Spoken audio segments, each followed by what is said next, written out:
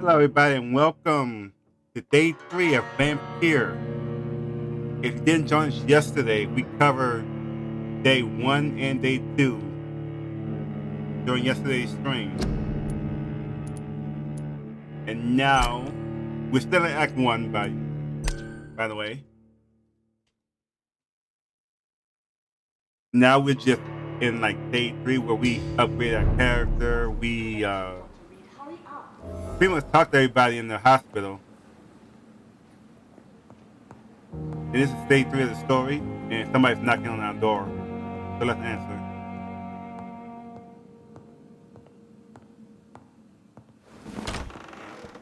I'm not one to make wait, Doctor. I've patients to attend.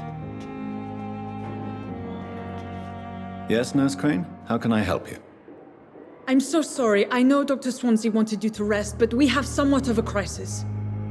A crisis, you say? Our supply of antiseptics is nearly depleted. I was hoping there was another box up here, but...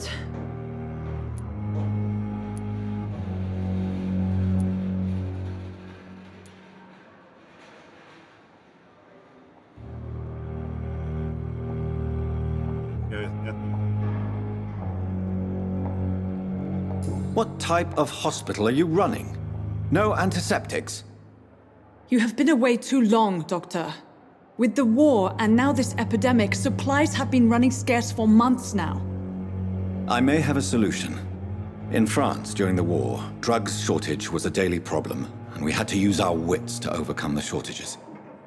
However do you mean? If combined correctly, certain household chemical products can be used in a pinch instead. Now, where's the hospital storeroom? The storeroom? Fat chance. This is the Pembroke, and space is luxury we don't have. Everything used to be stored in the old morgue. Perhaps I should look there first. Where is this morgue? It's the large building behind the hospital. You'll need to go in the back door because it's been sealed off for sanitary reasons. Take this key. It opens a small back entrance at the end of a narrow street. The abandoned morgue behind the hospital. A small door at the end of a narrow street. On my way, then. Thank you, nurse.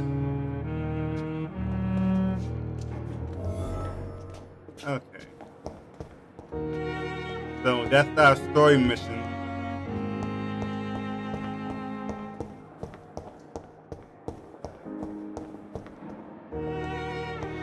But before we do that, I want to get some of these assignments out of the way.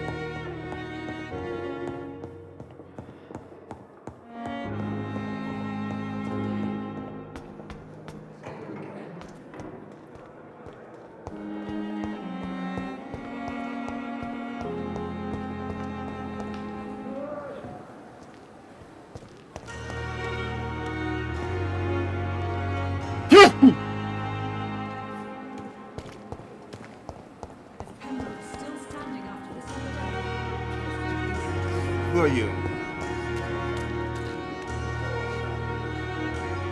Good evening, Mr. Cox. Dr. Reed, still working at night, I see. I like that.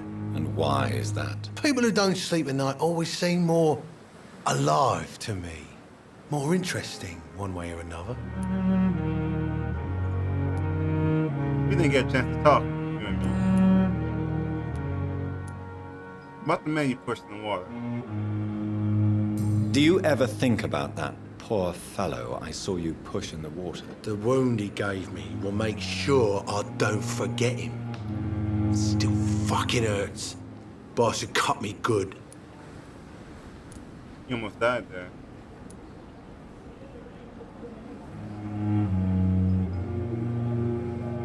What did he want? Revenge? I recently had to kill his brother. Poor arsehole thought it would be easy to return the favour.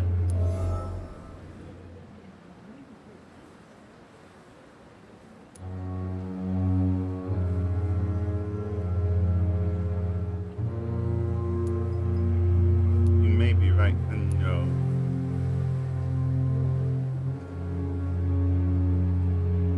Only the strongest survive, then?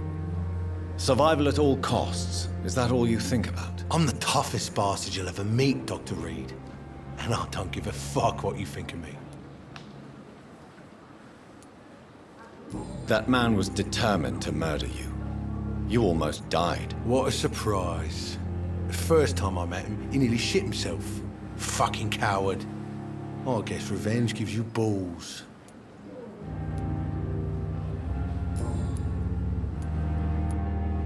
How is your hospitalization going, Mr. Cox? This is a shitty place with shitty staff.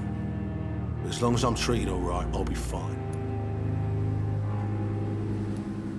What's wrong with the Pembroke staff? That bastard you sent to bring me here, Milton. I thought he was going to break all my bones before I reached my bed. I see. Any other smart comments? The nurses aren't too ugly. Especially that foxy one, Nurse Crane. Pretty brunette, tough attitude, all like that. What's wrong with the hospital? Come on, Dr. Reed. The place is a dump. Smelly, sad, and dirty. But you're alive thanks to the efforts and dedication of the staff here, aren't you? What are you expecting, a medal? I thought that saving lives was just part of the job. Must be an unsatisfactory profession at this time, I'm sure.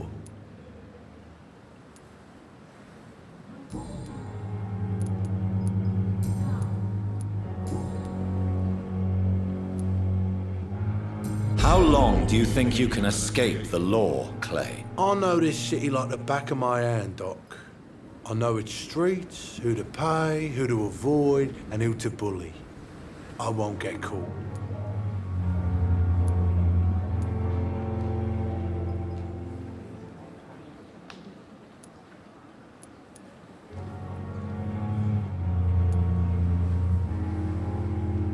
We can't escape the consequences of our actions. The past catches up with us in the end. I ain't afraid of death.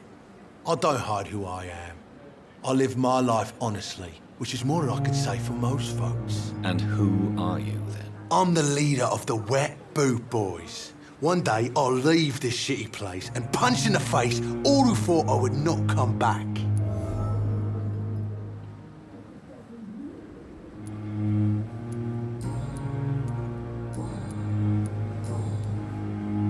I'll leave you for now, Mr. Cox.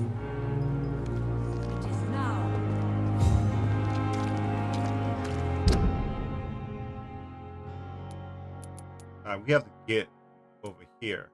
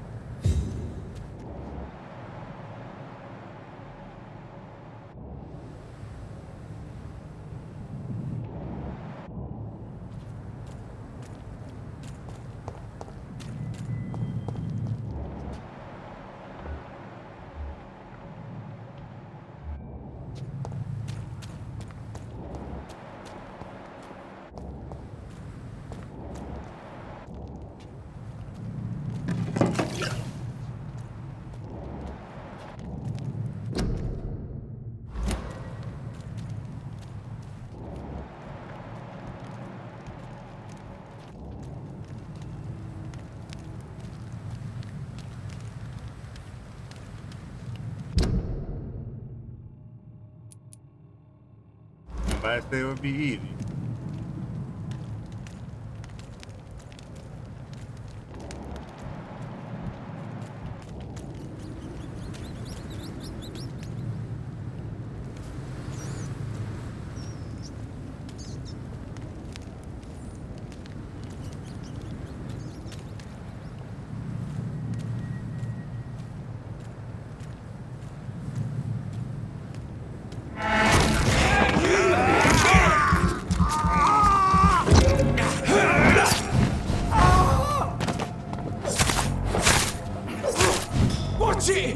It's a killer!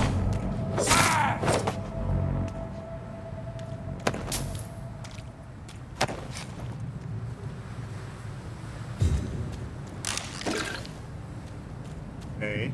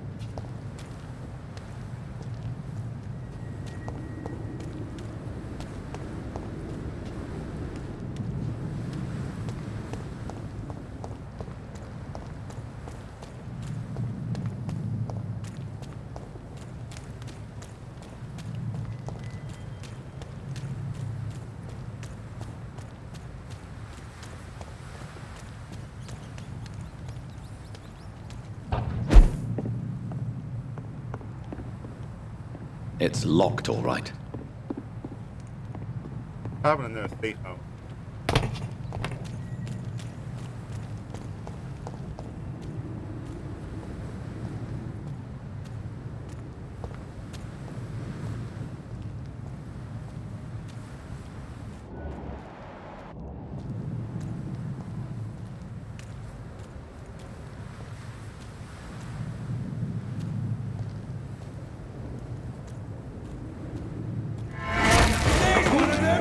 Watch yourselves!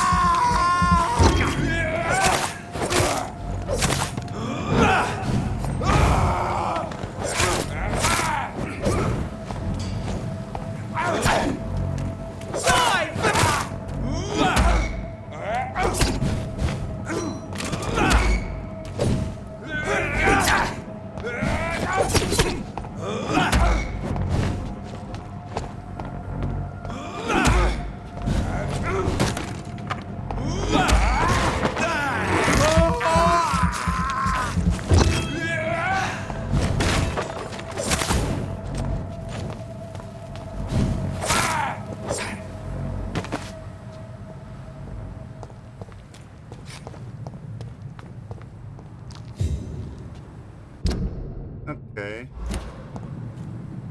I mean, put farther than I thought.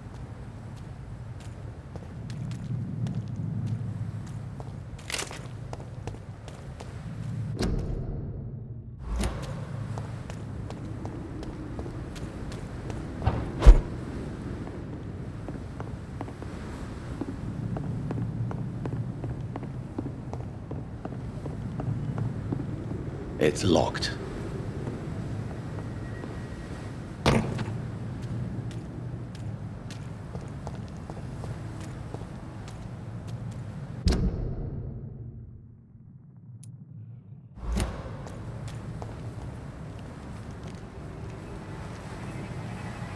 It's in the get it!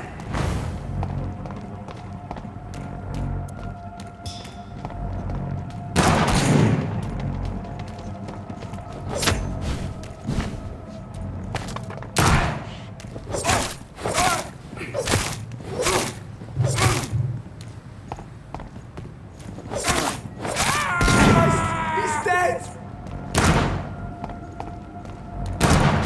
Crush the leech, boys!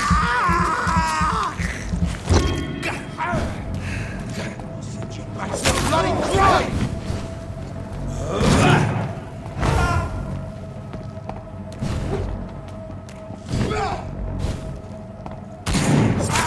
I'll kill it!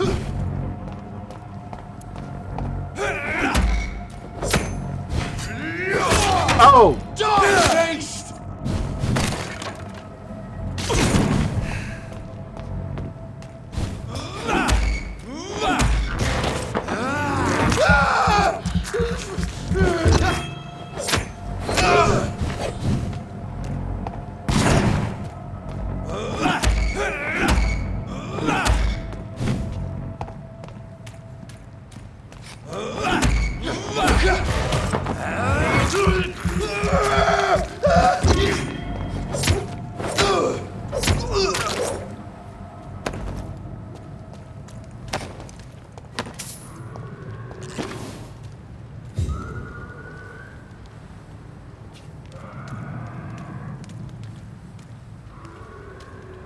I don't want to deal with that.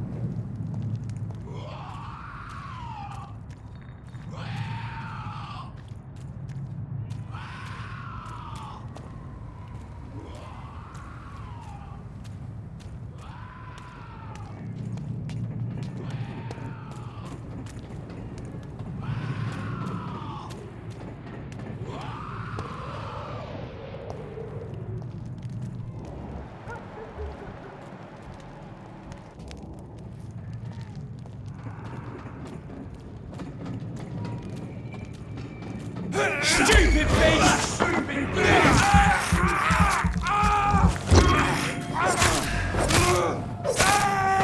Fight for this!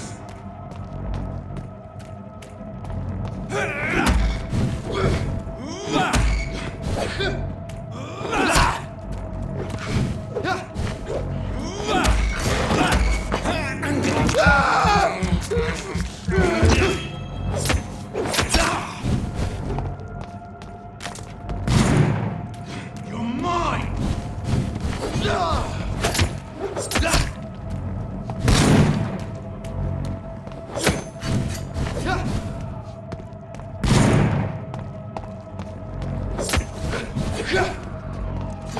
You're mine, vermin!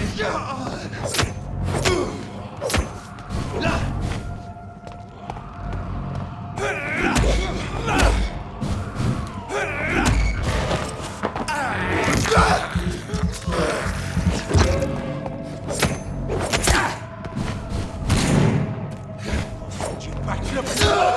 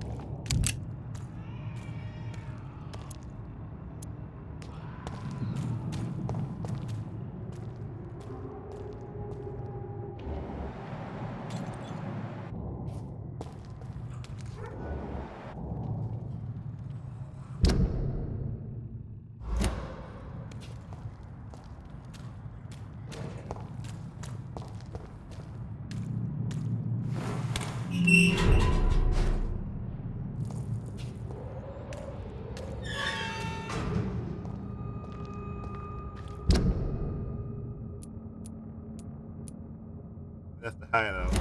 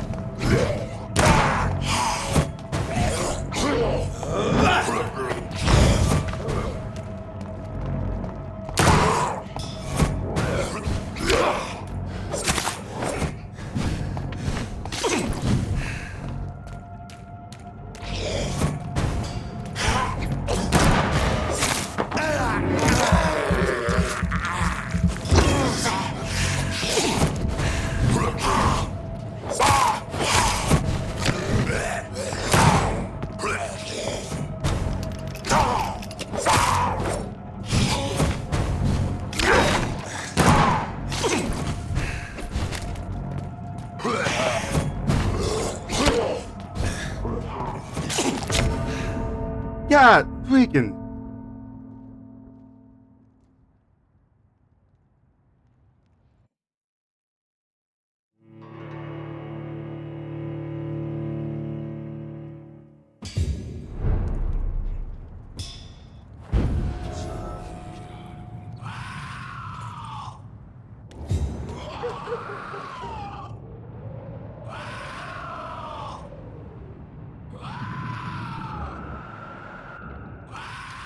Probably best to leave that alone.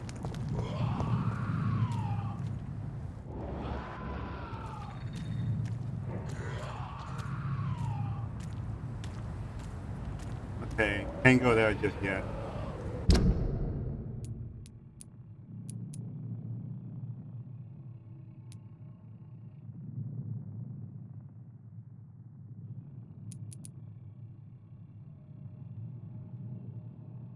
I can't go. Probably best just to go.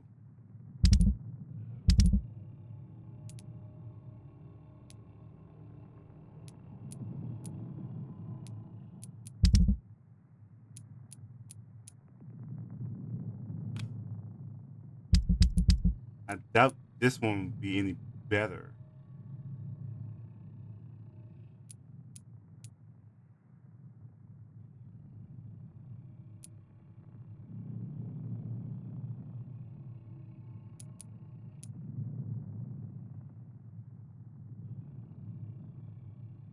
Let's just do the story. See how much level we get from it.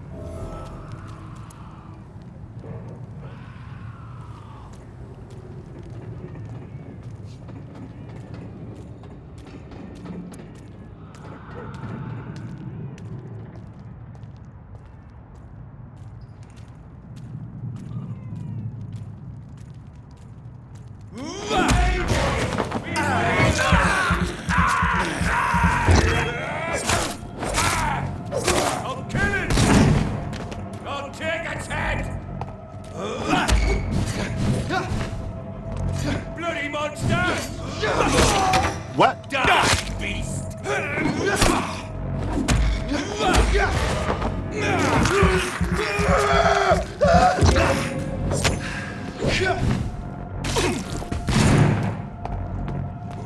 Die,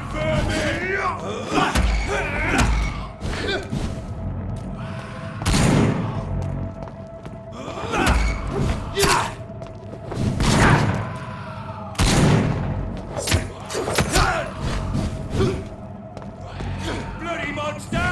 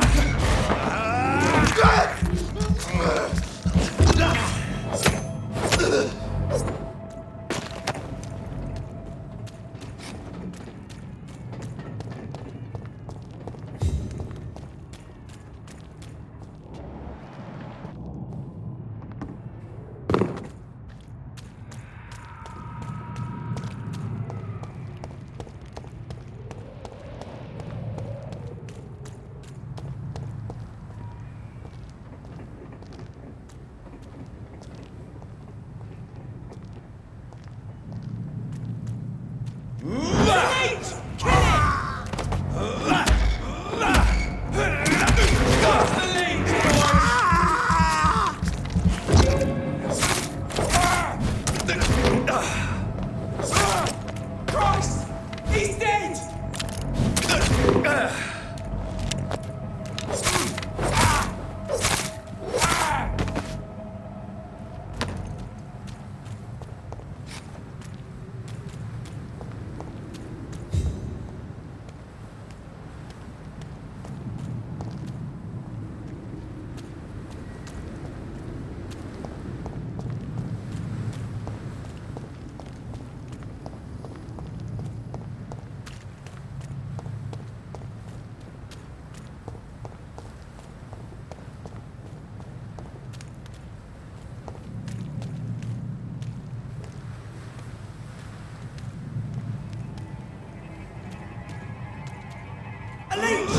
Change!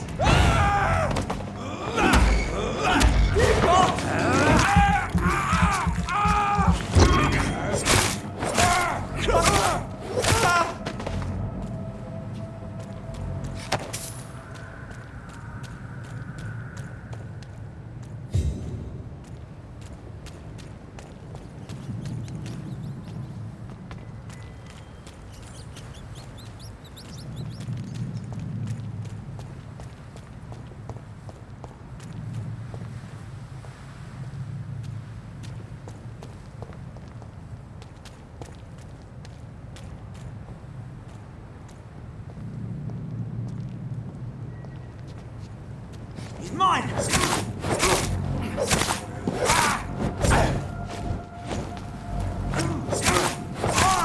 Shit!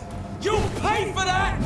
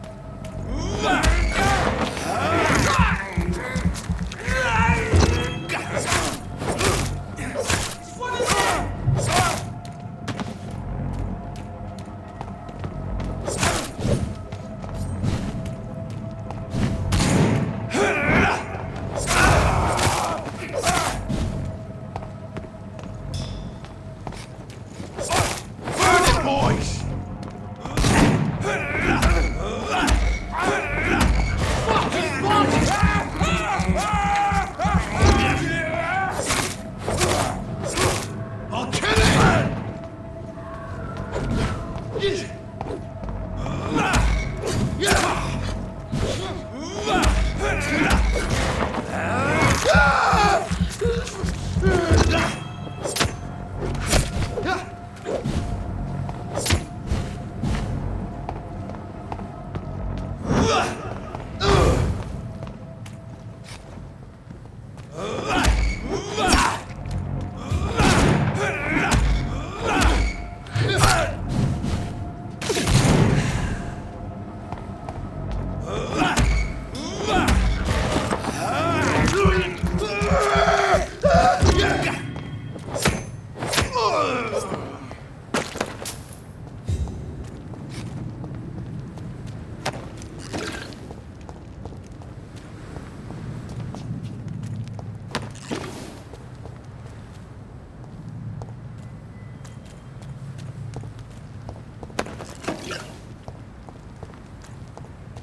I ain't accepting that song enough.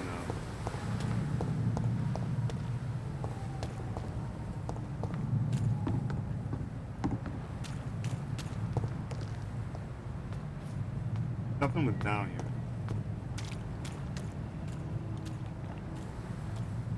There you go.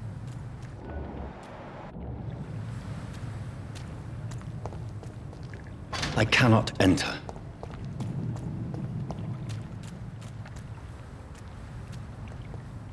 It's locked, all right.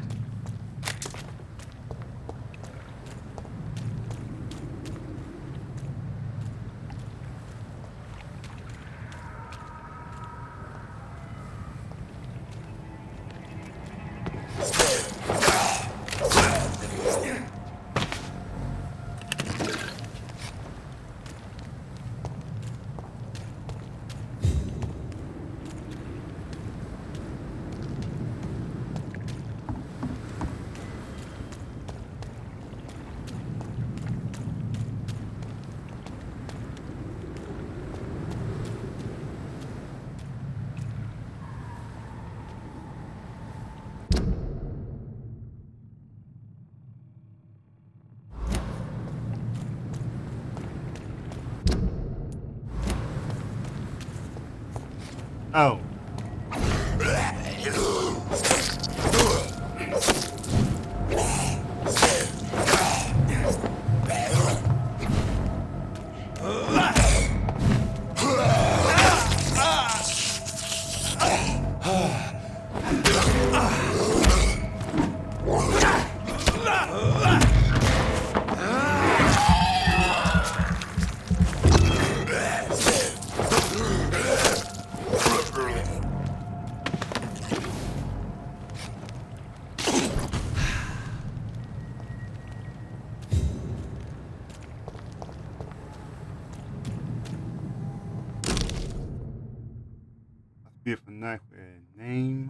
face on the blade.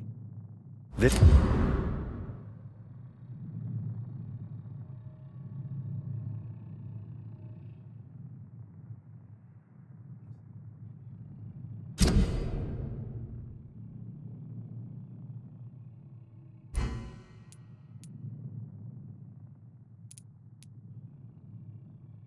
Okay.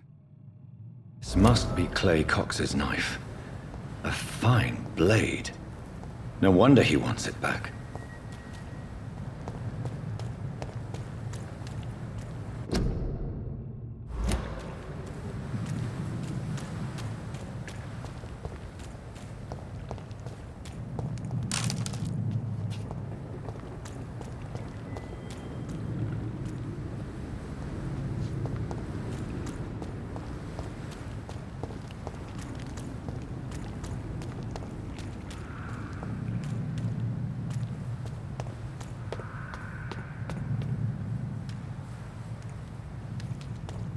Where am I now?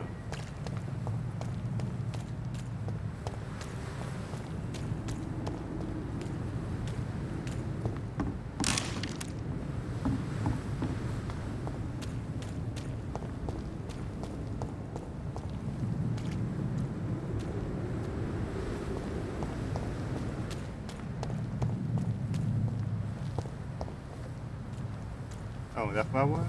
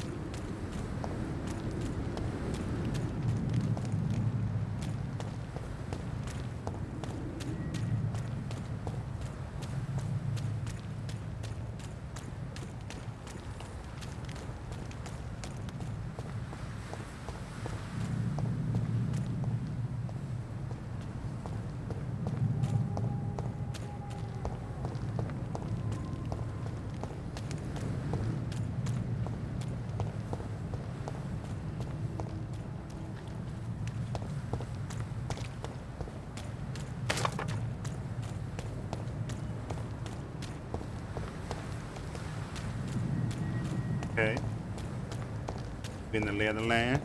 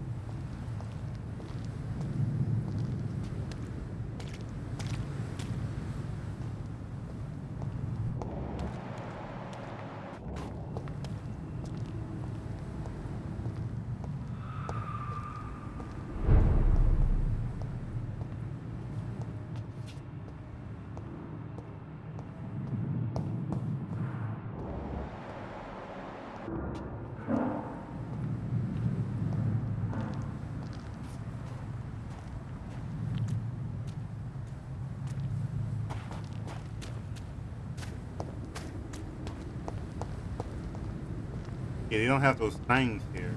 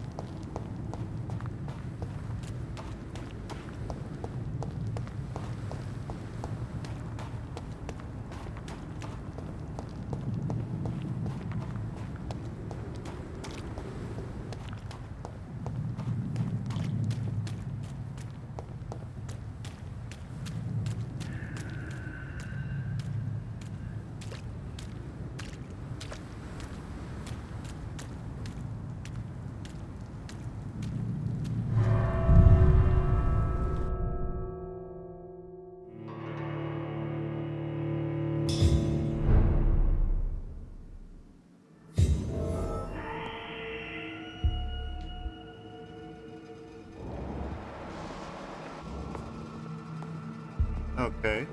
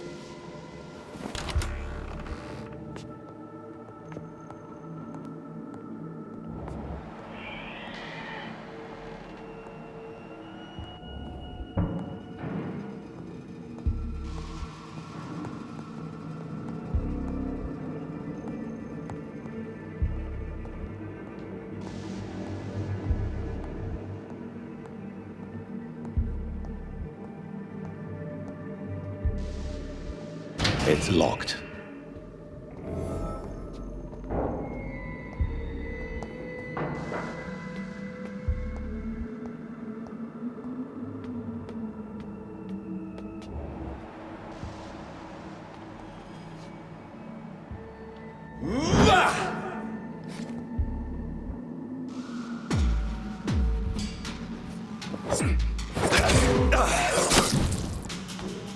Behavior is similar to the infected William Bishop. Must be the same strain. This sickness moves faster than influenza.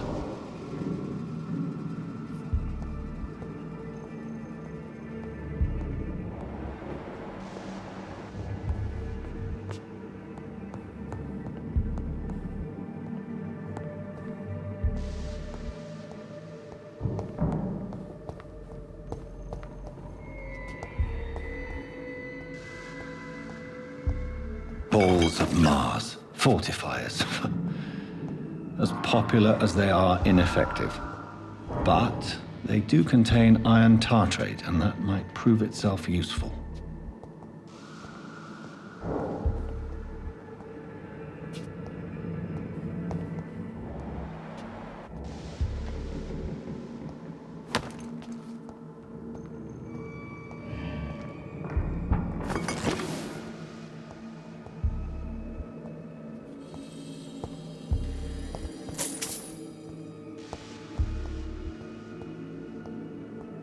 I cannot enter.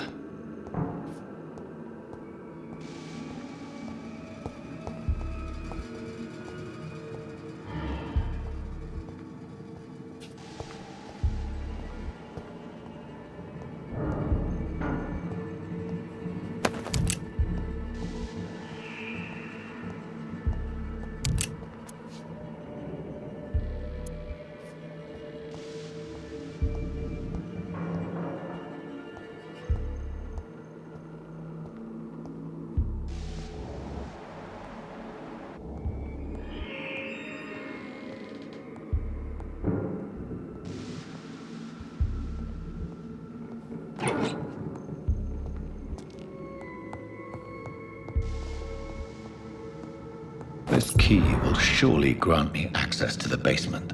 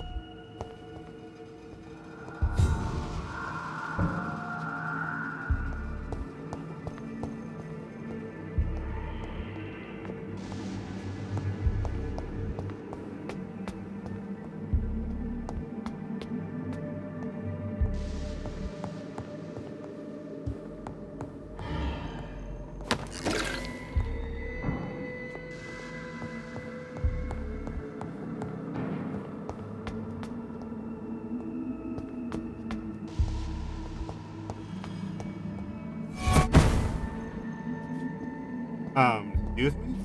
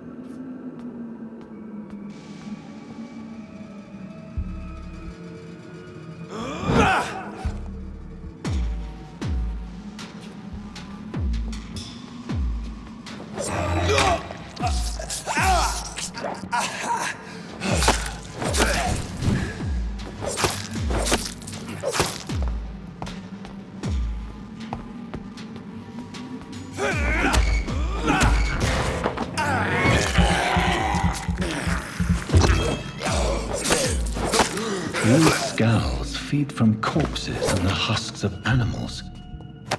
They're not after blood.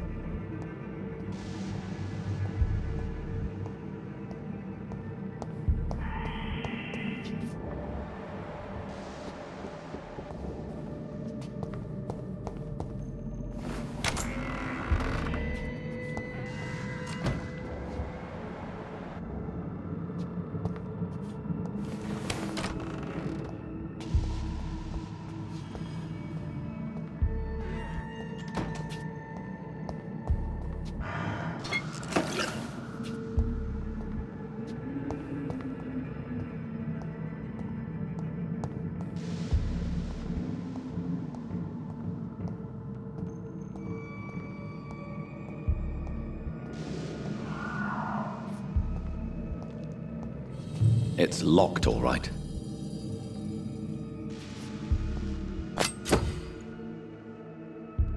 Use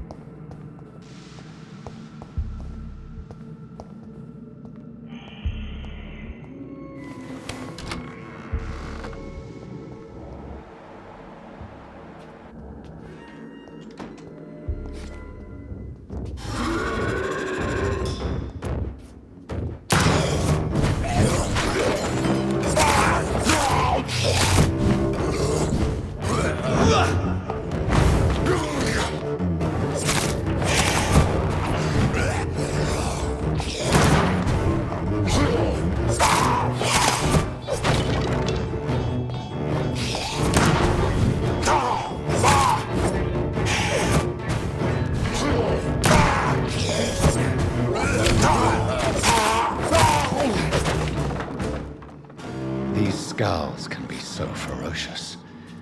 I'm not sure I can defeat them without becoming stronger. To drink blood is so tempting.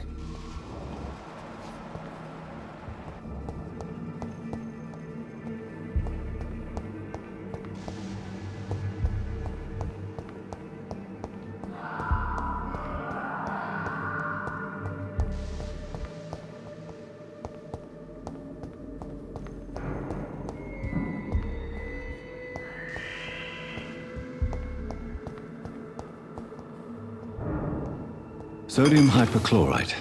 Dangerous to administer, but efficient in the proper dosage.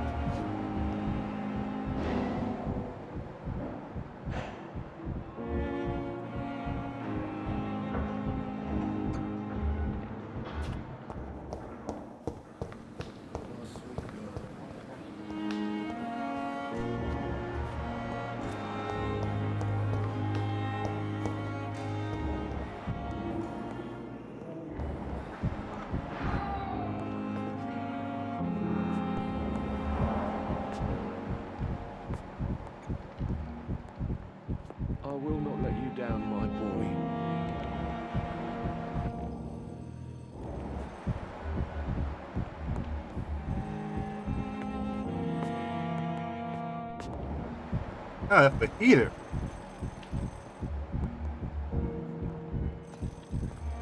You always knew the words to calm the children, Ellen. As for me, what a blundering idiot.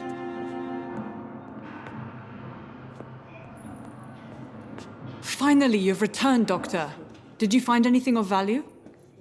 Yes, nurse. You've worked your first miracle, Doctor.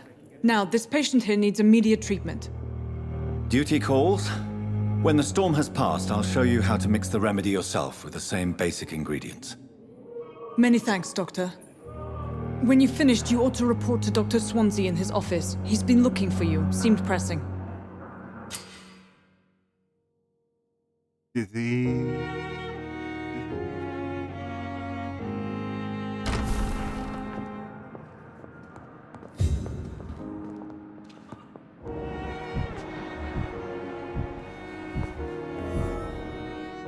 I'm all right. Don't waste your time with me.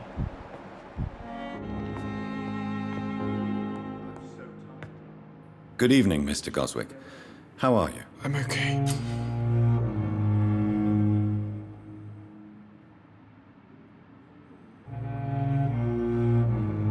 Do you need any help? I'm afraid I may, sir.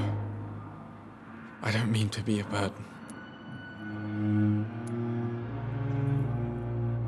You are not a burden, sir. Healing you is my responsibility. And you have my gratitude for that.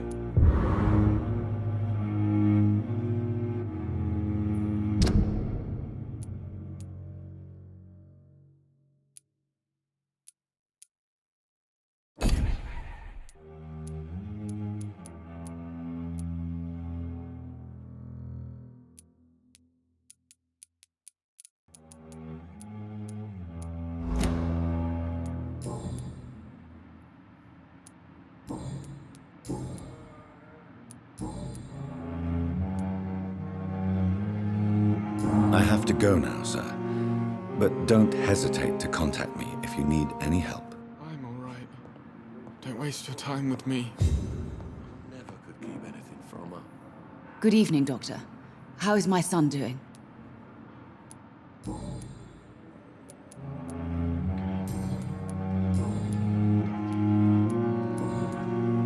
Goodbye, Mrs. Goswick. You always knew the words to calm the children, Ellen. As for me, what a blundering idiot.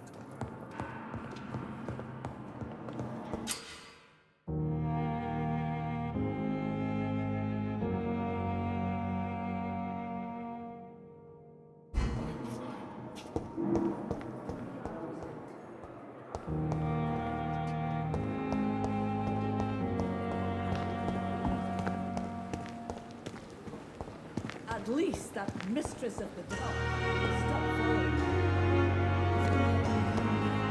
Just a dozen years or so.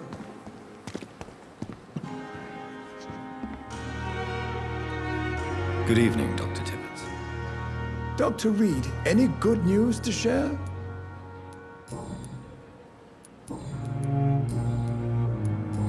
I thought there was somebody Goodbye, I didn't Dr. meet yet. Tibbets. 'Cause there are two doctors that didn't show up yet.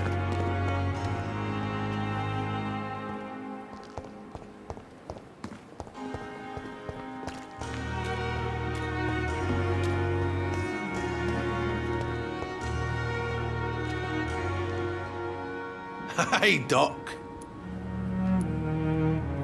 I have found the gift from your wife. In that case, you'll be properly rewarded, Doc. Clay Cox is a man of his word. I hope that won't make me an accomplice to your future crimes. Who knows what I might do now I feel invincible again?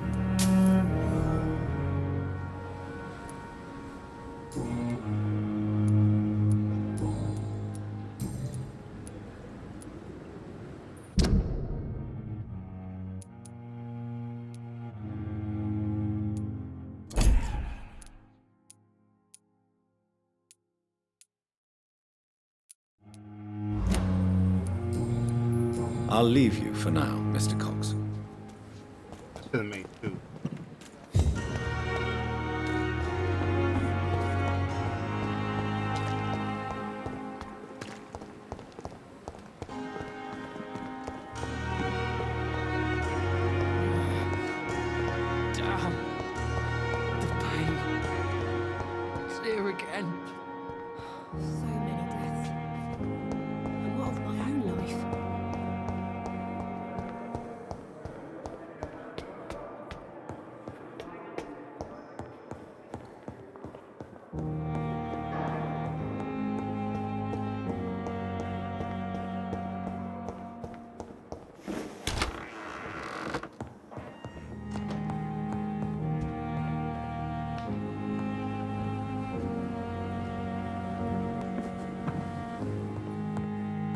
The flower's dying. It needs water.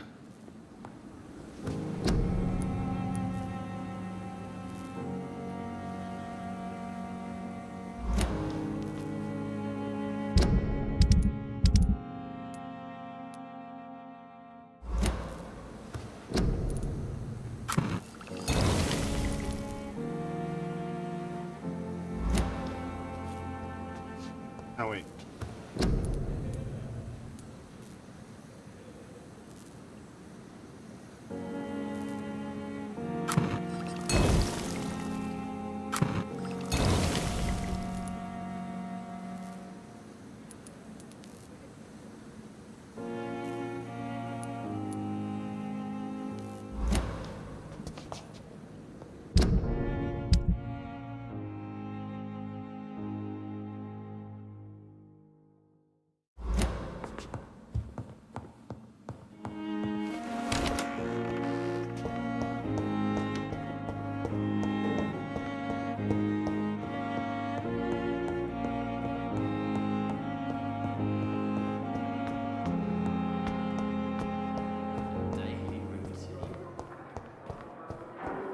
I wish I could be sick again. It's safer here than anywhere else in the East End. Miss, please, I feel sick. Get over here now. Hey, Doc.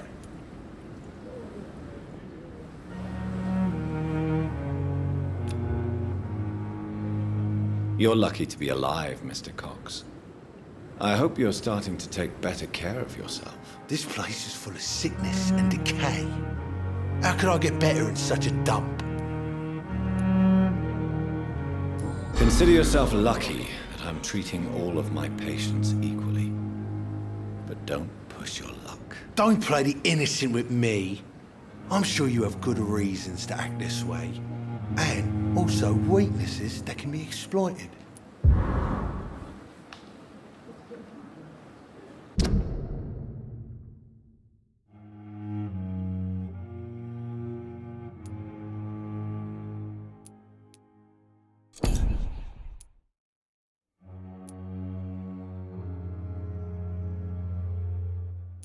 Everybody's getting better, healthy here. Wait, no. Stable. There it is. This probably gonna get the critical.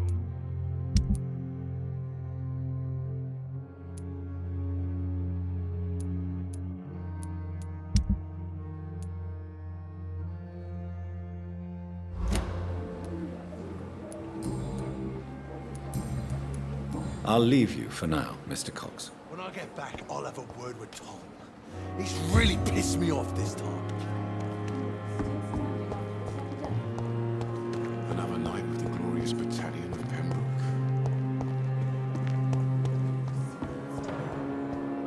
Darkest thoughts in your heart. My blood and soul.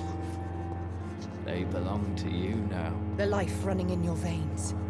This dead flesh needs it. Oh, please spare me, Dark Queen. Spare your obedient slave.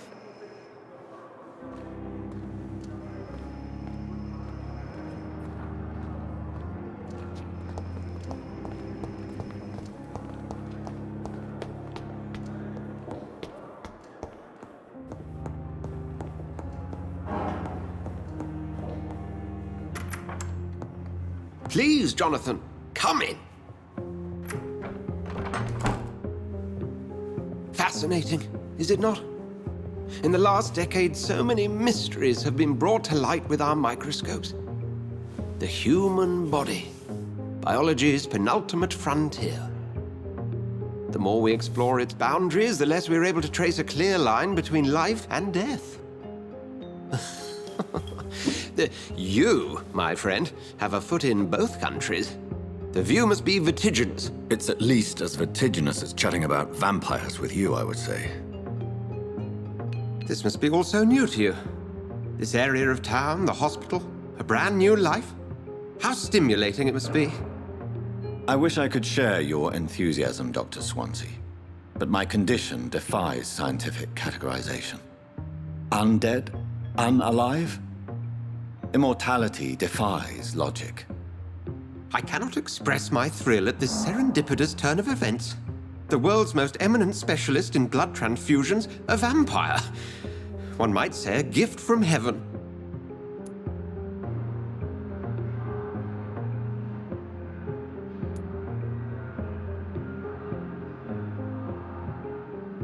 There is an absurd poetry to my situation.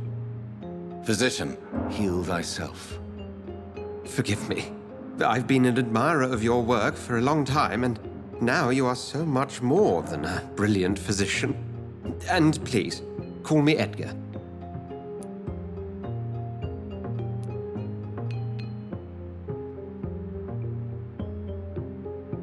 There is no need to apologize, Edgar. You offered me sanctuary when I had none. Very well. I have a task for you, Jonathan. Something that will require all your newfound skills. Please, go on. The Pembroke only survives through the generosity of our benefactors. Unfortunately, our main donor has found herself in a bit of a bind. Now, if you could help her out... A spokesman or politician is what you need. That's not my calling. And until I come to understand what has happened to me, I require discretion. Discretion is in order, Jonathan. Lady Ashbury has recently received rather indelicate correspondence that, if revealed, would jeopardize her position. And you would like me to eradicate this threat? By the stole, of course not. I would just like you to pay her a visit. Her ladyship is certainly near the tents outside, tending the sick. You can't miss her. Look for someone impossibly delicate. Accepted. I'll see what kind of trouble Lady Ashbury is in.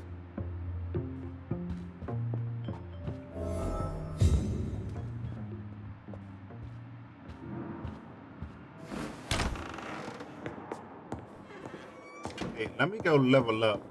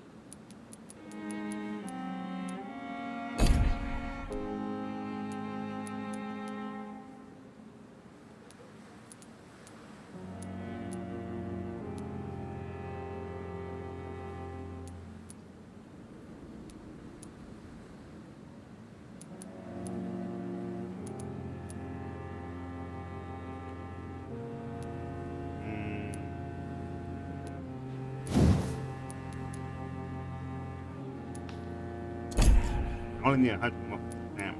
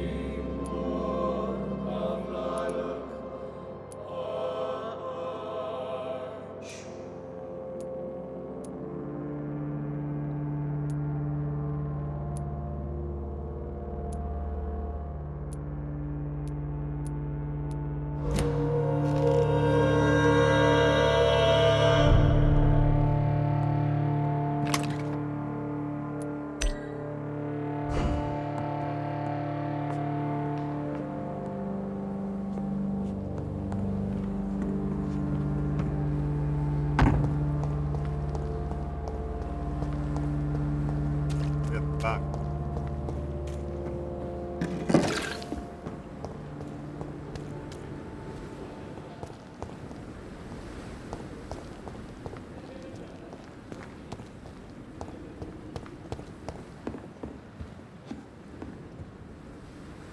The flu took my dear wife, Emily.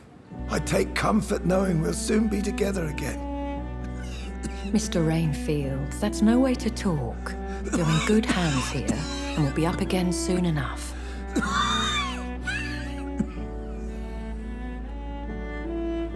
Now do me a kindness and get some sleep. I'll be back round later. Your words are kind, the blessings of an angel. You're the sweet, sweet Lady of Mercy.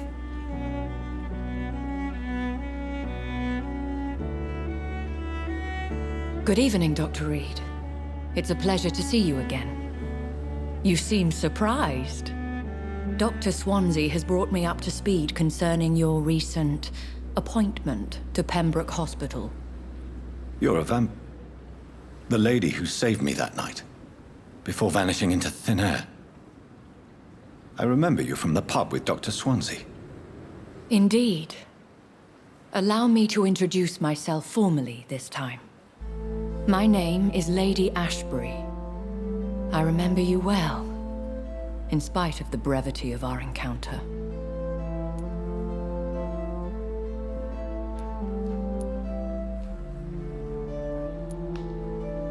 Apologies.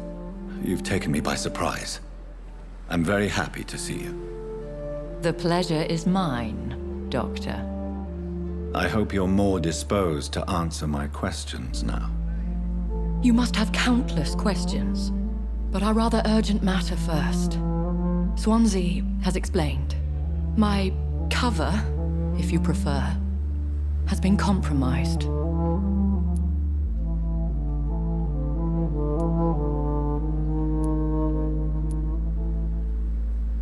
Have any of the patients given you trouble? These poor souls have so little left to live for. I do my best to ease their pain.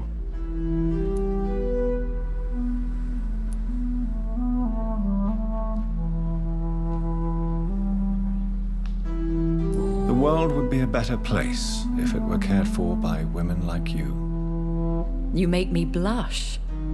I am simply a necessary evil.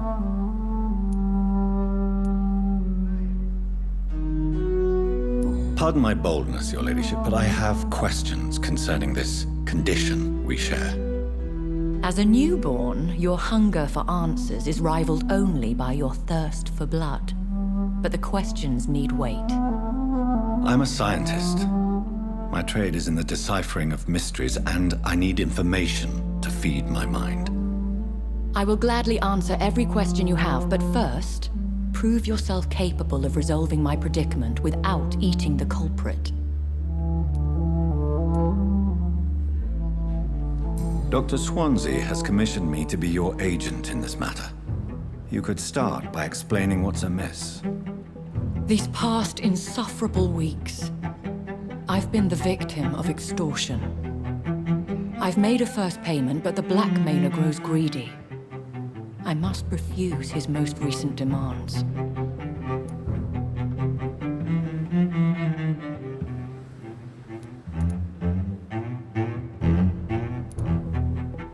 If we're dealing with an ordinary criminal, surely you've the means to deal with it yourself, if I may. As immortal tradition doth dictate, all fangs and hypnotic eyes ablaze, the blood would run like a river. That's what I hope to avoid. Violence has a tendency to spiral out of control.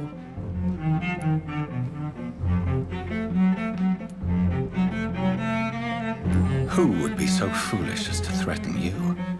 A kindred spirit. Even if it were the case, and I highly doubt it, a vampire would have asked for something more valuable than money. My suspicions lean toward a patient or their family. What are your expectations? Please be precise. As the newly appointed surgeon of this hospital, you are in an excellent position to ask innocent questions and deftly learn the identity of my blackmailer. Please continue. Every detail is essential. I'm your man. My embarrassment in this matter is eclipsed only by my shame at having put the hospital at risk. The threat from our anonymous scoundrel is clear. A list of dates. My visits coinciding with the dates of suspicious patient deaths due to massive blood loss.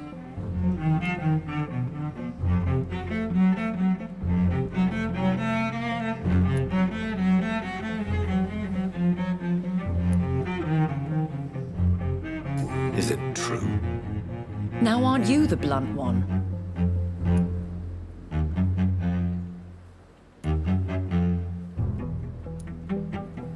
Excuse my impertinence, Your Ladyship. This is not an interrogation. I assure you that this line of questioning is in your best interest. In all honesty, I'm not simply a patron to the hospital. My visits serve a dual purpose. Dr. Swansea has been treating my condition with a revolutionary technique of blood transfusion. It seems you are a specialist in the domain. I'll take care of it. Do you know where I should start? If that was the case, I'd settle the matter myself. You could talk to our local gossip, Harriet Jones. Not a pin drops here without her hearing about it. I'll meet that woman now. My life, as others know, is in your hands, Dr. Reed. I'm sure of your discretion, but I do fear your powers of persuasion will be put to the test. When this is resolved, I'll be your obligé. I'll answer all questions in regards of your condition.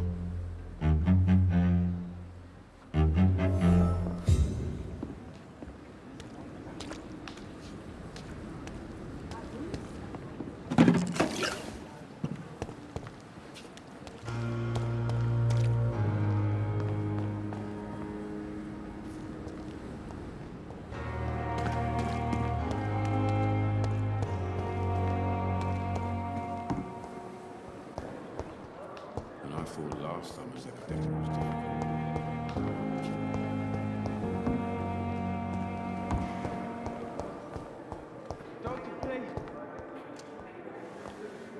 A giant morgue disguised as a hospital. You are going to a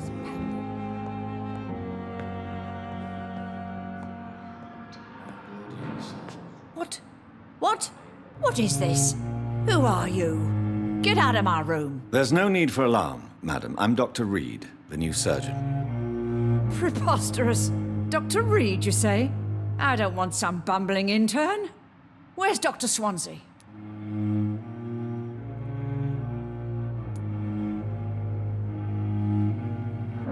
Please, calm down, madam. I assure you that I am highly qualified. I'm just back from war duty. How brave. Threatening an old defenseless woman. You know how long I've been a patient here? You've picked the wrong fight. I'm Harriet Jones. Harriet Jones? Indeed. I've been meaning to have a chat with you. You know what goes on here better than any other patient, I gather. Oh, better than any patient, nurse or doctor. I've seen so many vile undertakings. I heard there have been some despicable goings-on. Was there a case of blackmail? Blackmail? Wait. You're investigating something.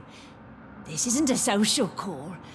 One of those incompetent cunts slit a poor sod's vein.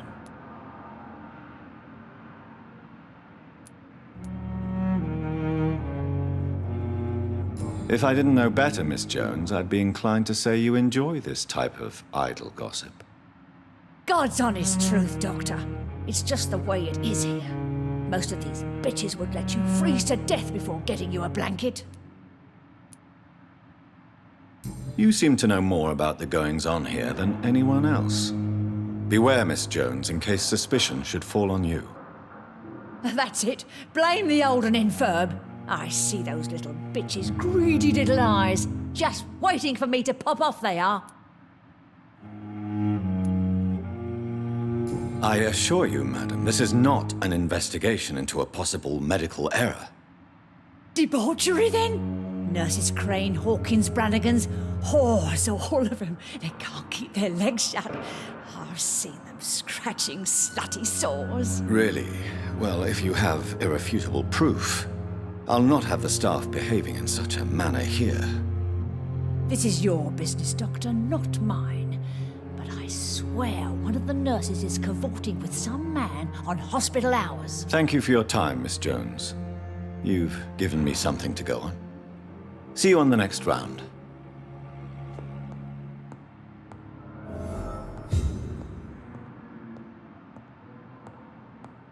The patients and staff might know something. I'll start my investigation with I them. wonder why the Goswicks came here in the first place.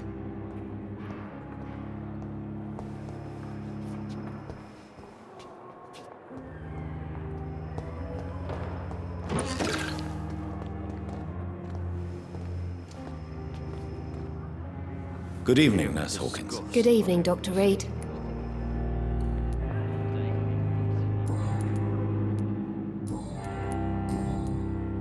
So yeah, she's all done.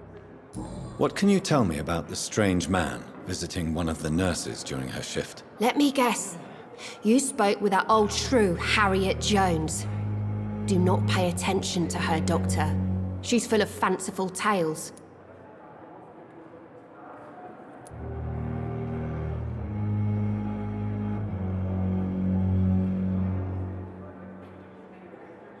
She could have been telling the truth about the mysterious man. That old witch will end up in hell soon enough. Who cares if a nurse finds some happiness where she can? No matter how you feel about her, Miss Jones deserves our help. Who says I don't care for her? Hate is what keeps that old crone alive.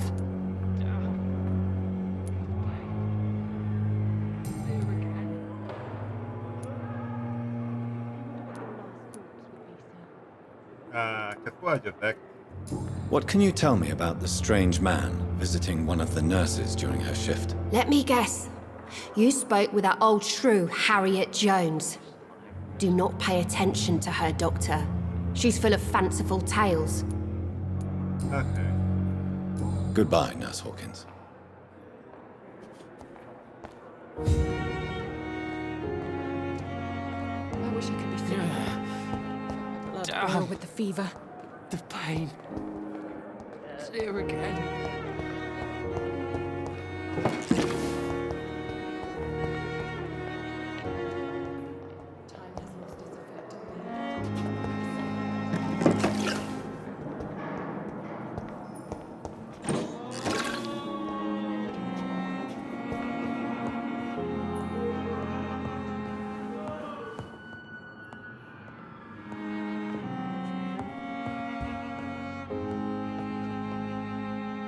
Good evening, Mr. Goswick. How are you? I'm okay.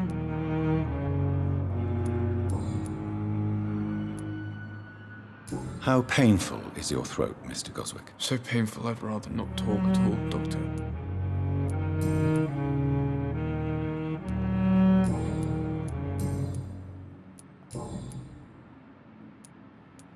I have to go now, sir.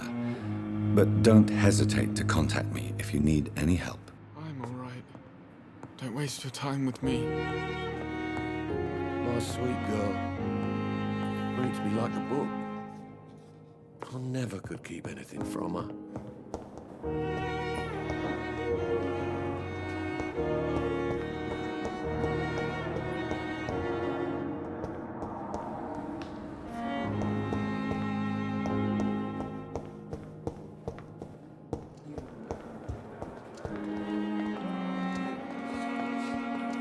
Good evening, Nurse Hawkins. Good evening, Dr. Reed. Goodbye, Nurse Hawkins.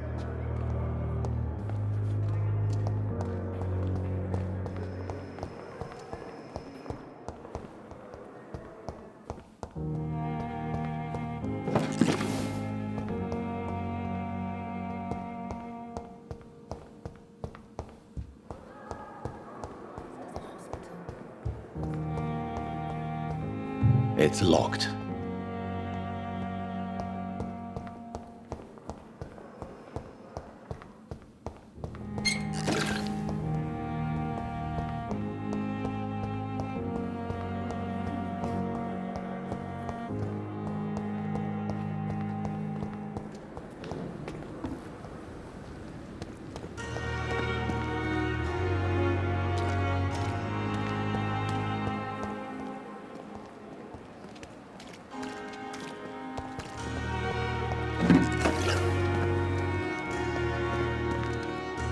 Good evening, Nurse Brannigan. Good evening, Doctor.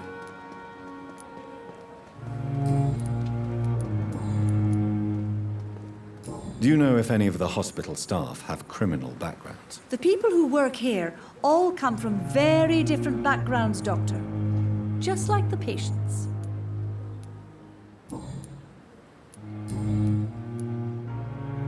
Have you seen a strange man visiting any of the nurses here? I've never heard of such a thing, Doctor.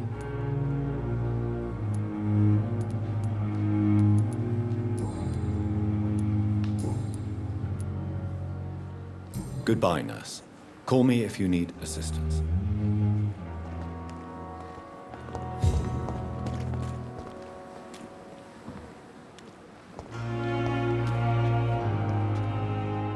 Hey, Doc.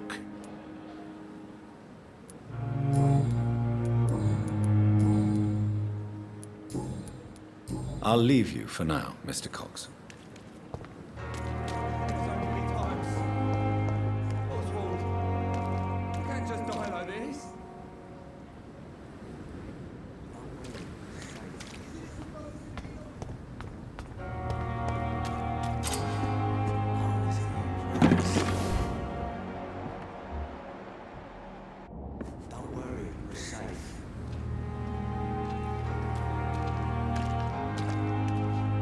Please, sir. I need help bad. What's going on? I'm Blight, sir. Newton Blight. I've lost my mate. Can't find him anywhere. I'm Dr. Jonathan Reed from the Pembroke Hospital. Please, calm down and give me more details. Oswald and myself were both infantry, sir. We were en route for the hospital, but we had a disagreement. And Oswald ran off towards the canal. How long have you been searching for him? I can't go there. Too many rats by the water. Fucking rats. Can't stand them since the war, sir. Can't stand them at all. Don't be ashamed, Mr. Blight. Many soldiers who survived the trenches suffer from musophobia. I'll see what I can do for your friend.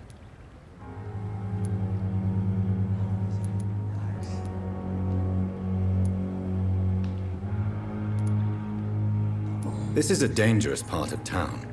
What are you doing here? We were looking for the Pembroke Hospital. We both need help. Treatment, I mean. To get some sleep. Just need to feel better, sir. What can you tell me about your friend? His name is Oswald Thatcher. We survived the war together. Oswald is nervous and quite fragile since we came back from the war. Where was your friend the last time you saw him? He went down by the canal. He didn't want to go to the hospital. I think he went to the sewers on purpose. So I couldn't go after him. What can you tell me about yourself? I'm Oswald's best friend. We served in the same regiment, sir. We've taken care of each other since we came back from the front. I have all the information I need for now. If I find anything out about your friend, I'll let you know as soon as I can. Thank you, Dr. Reed.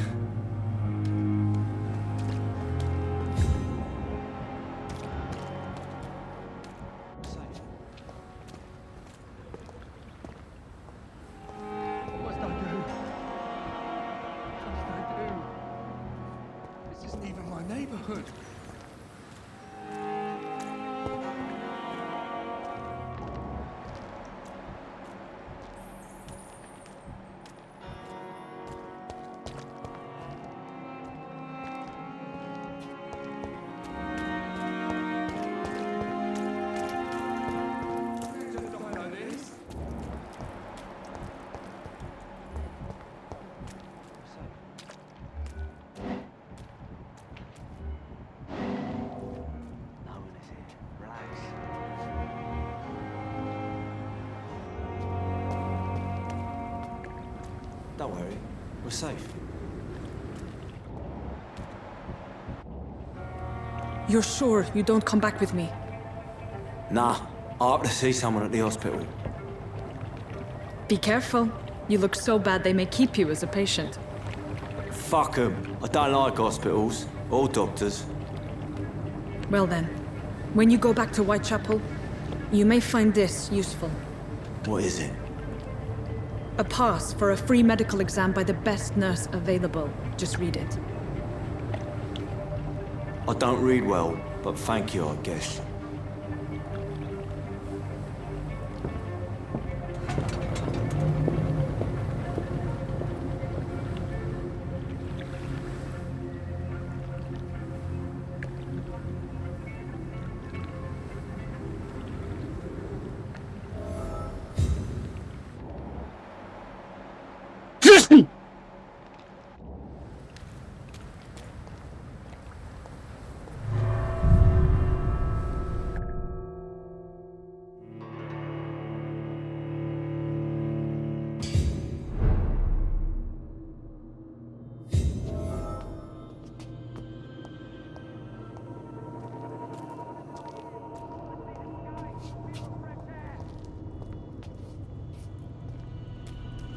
He's locked the door behind him. I need to find another way to follow him.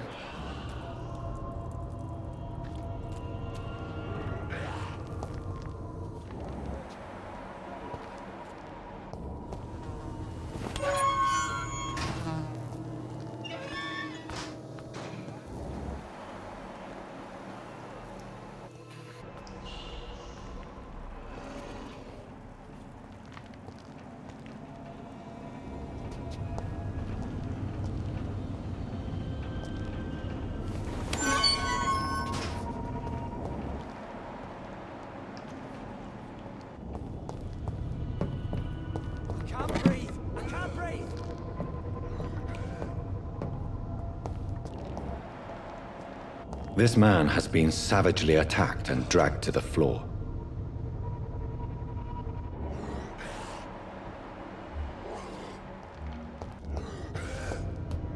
I don't want to die here. I want to see the sky, feel the fresh air.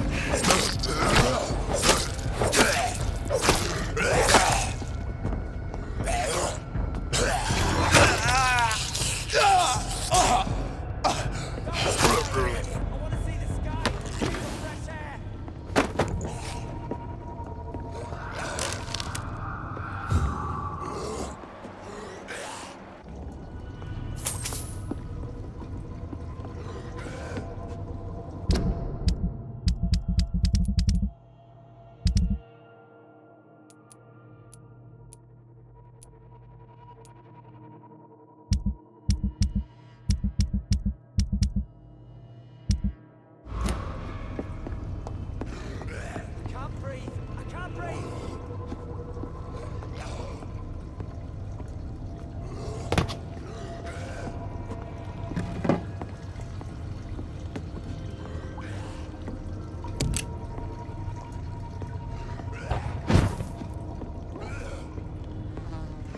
I don't want to die here.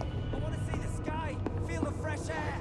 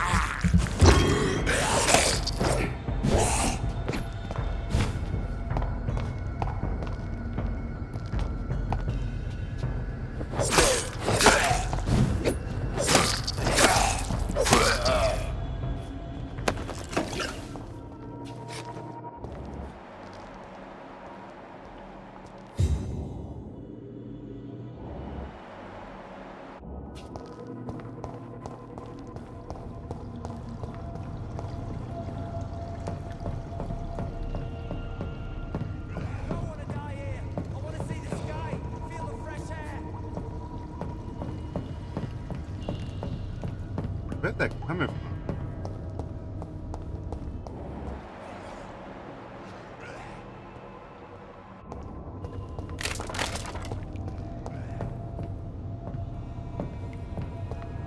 Can't breathe. I can't breathe.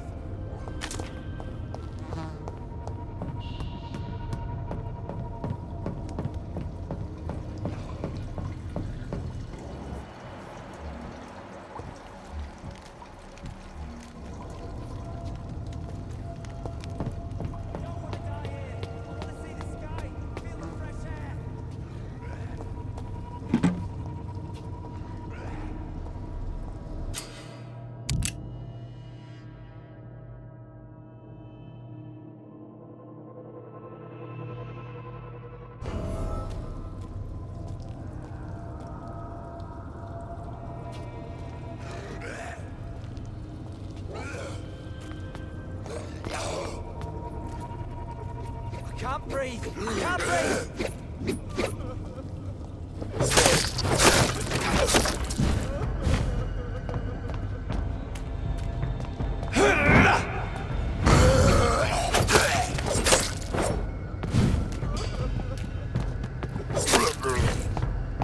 I don't want to die here. I want to see the sky, feel the fresh air.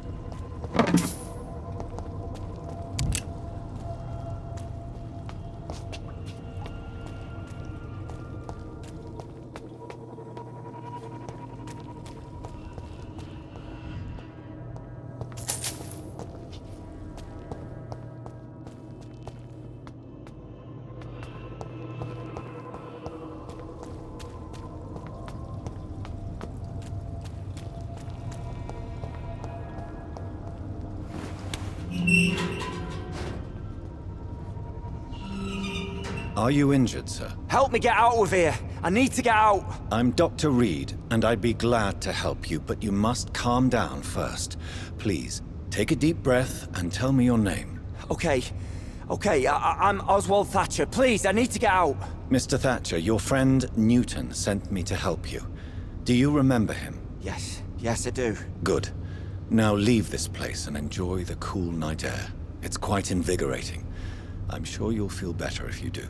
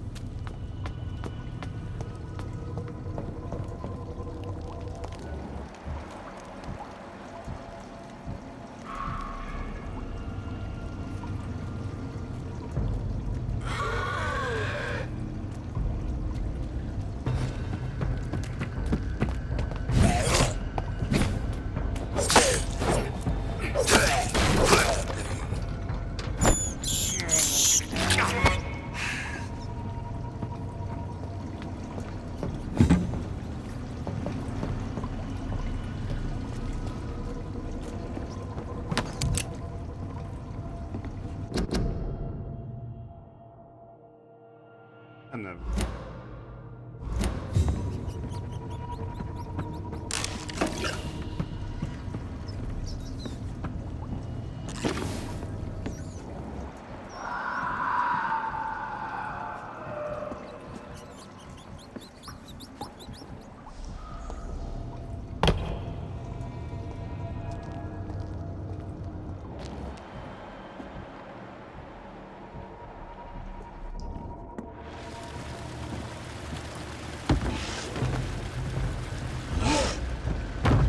Oh! What sort of creature is this?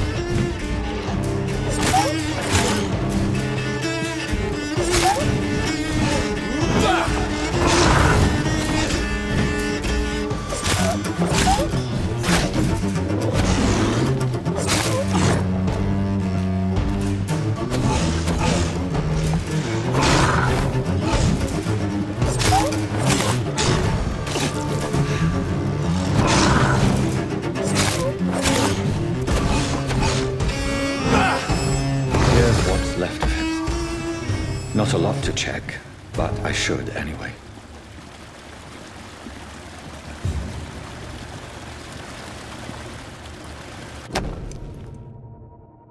If you are sick, if you have no money, whoever you are, wherever you are from, come to the door to get help.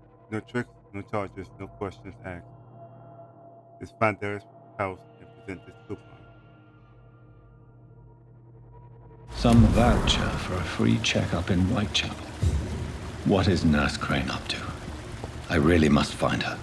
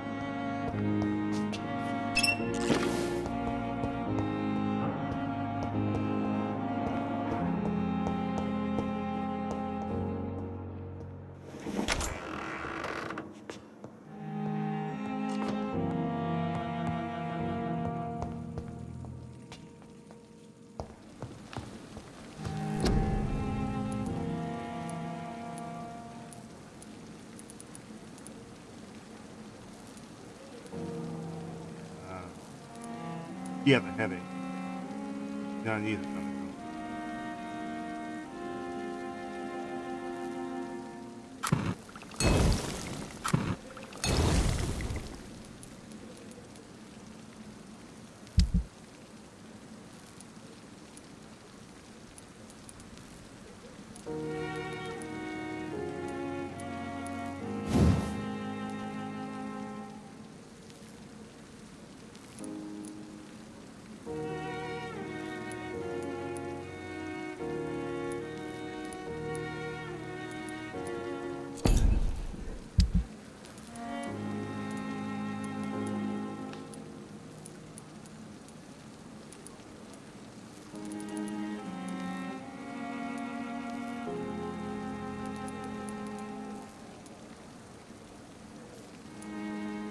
Right.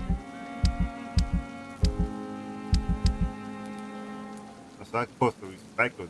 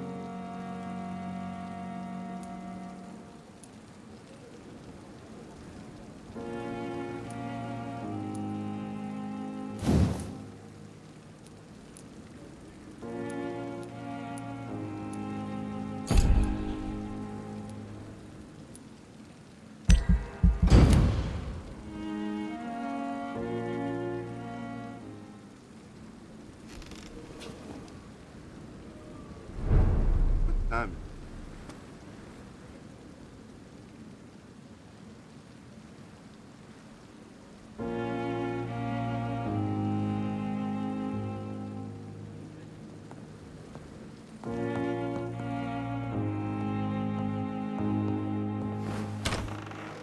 Well, I didn't need to go that way.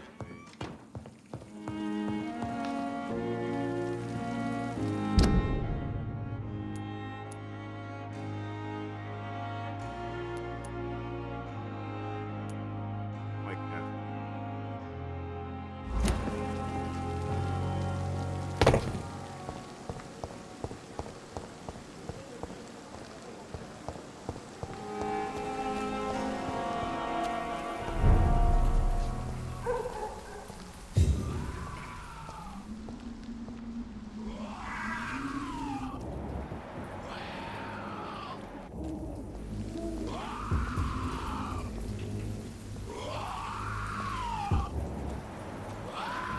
18.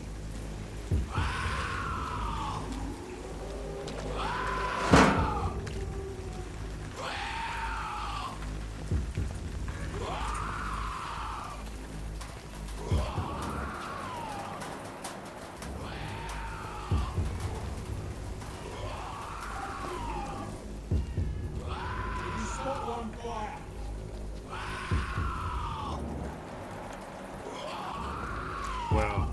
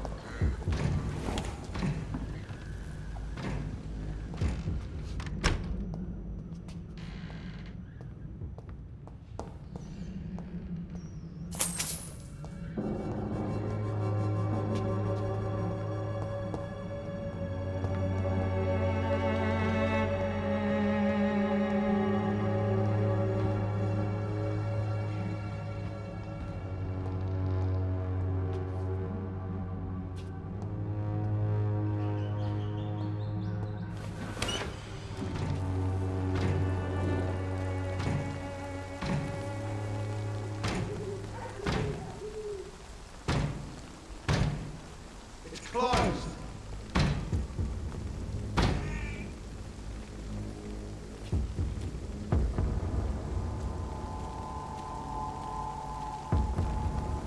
It's closed.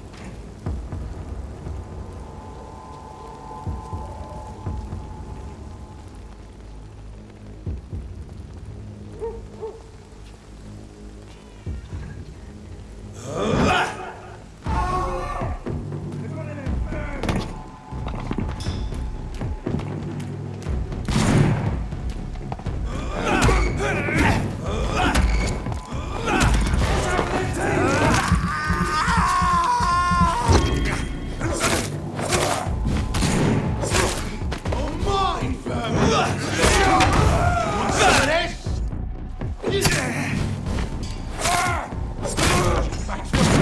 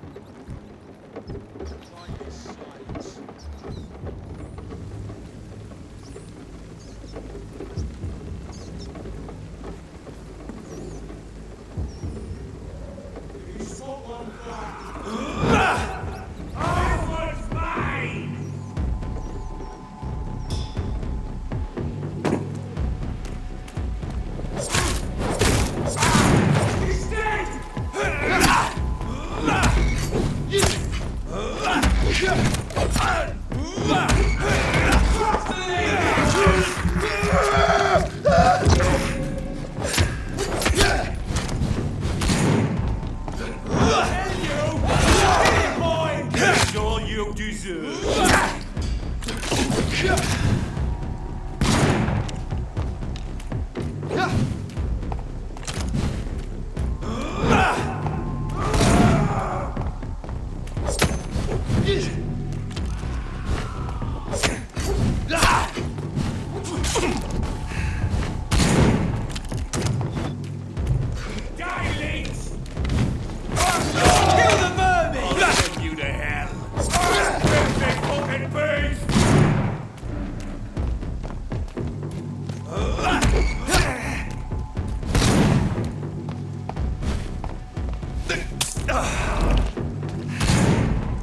Bloody monster!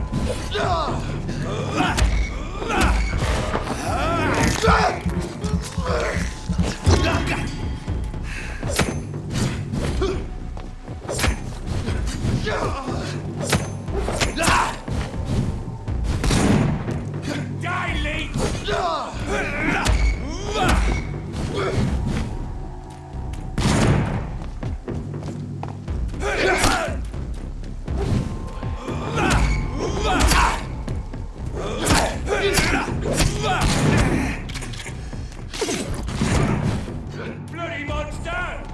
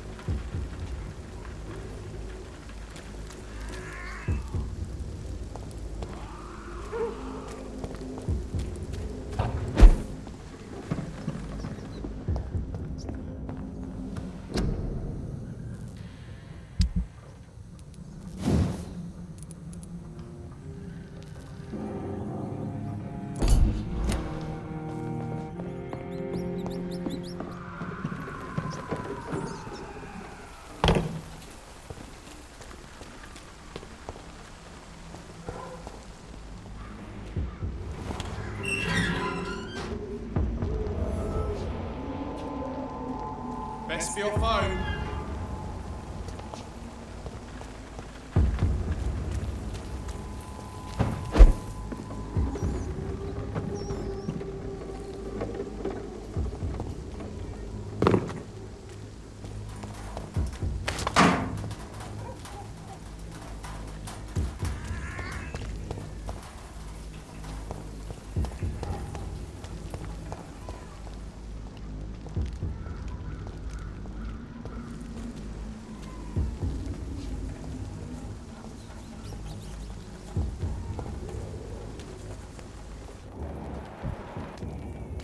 More and more of these bloody leeches every night.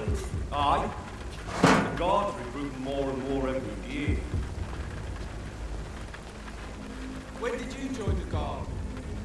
2 days ago. This is my first patrol.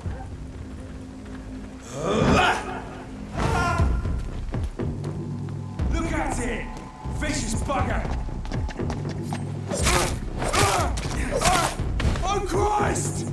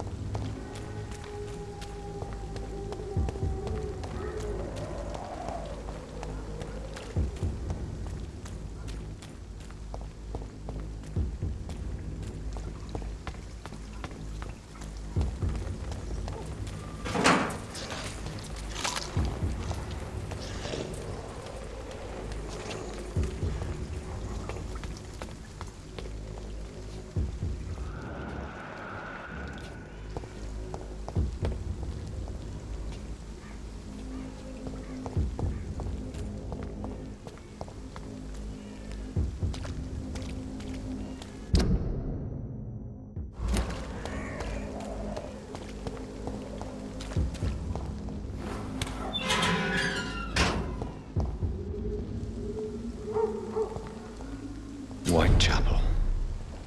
This neighborhood is linked somehow to the kind Lady Ashbury's blackmail. First, let's find this Petrescu fellow.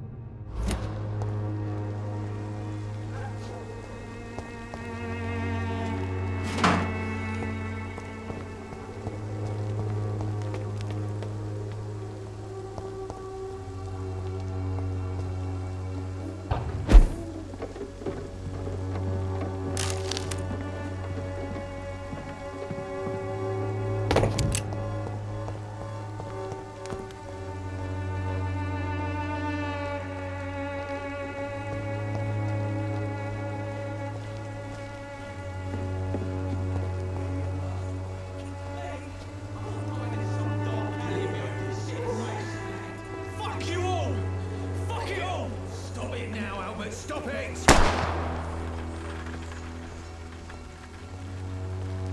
won't end up another drunk arsehole living in the streets. Not me.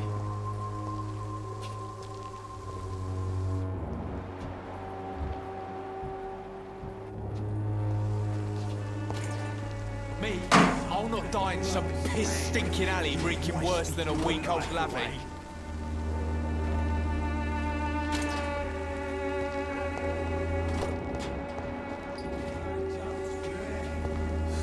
The wet boots will be proud of me.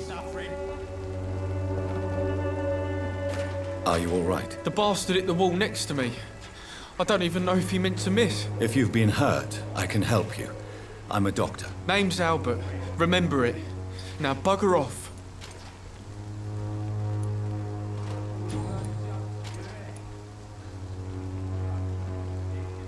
What happened? Did you really steal that man's medication? Hey, I didn't do anything. It ain't me.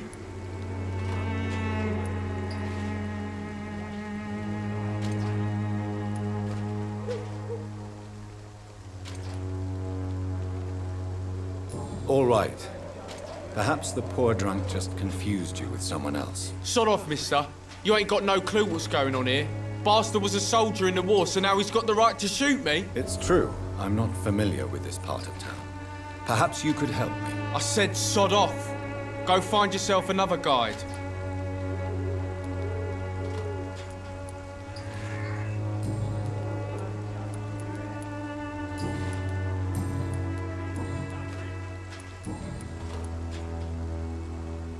Do you know Nurse Dorothy Crane from the Pembroke Hospital? If you know anything about her, I'd appreciate it. Never heard of her. She's pretty, I'll keep an eye out. Goodbye, young man. The wet boots will be proud of me.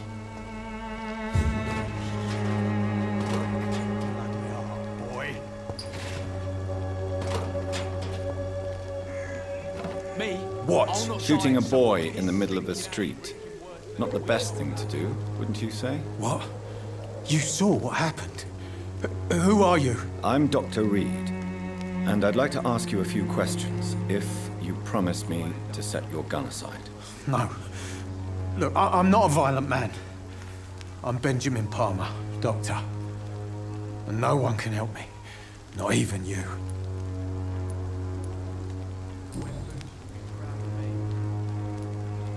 Perhaps you could focus for a moment and tell me your troubles. I'm sick, broke, and my son just stole my pills. Everything's coming up roses.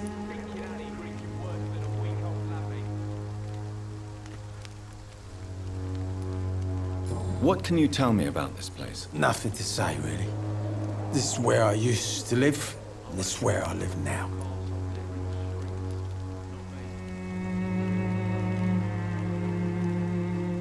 You mean you used to have a better life? Yeah, I had a wife, a home, and a job. I even used to have a name. Now I'm just Ben. Ben the Tramp. You don't have anywhere to go? No family that would welcome you? Not since the death of my wife, Albert's mother. She was sick, you see. Long before the flu and all this shit.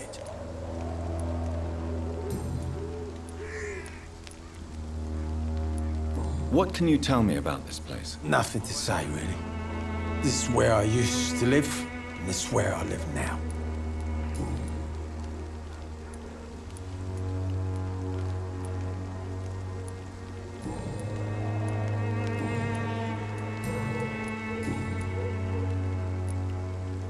Whatever the boy did, I'm sure he didn't deserve a public execution. I swear I didn't want to hit him. It's just that I'm sick in the head, you see, and the boy just frayed me last nerve.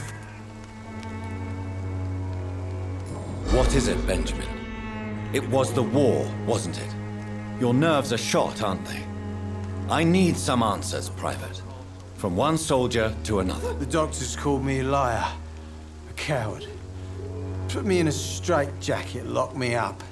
Finally, they sent me back to the front lines with a handful of tablets.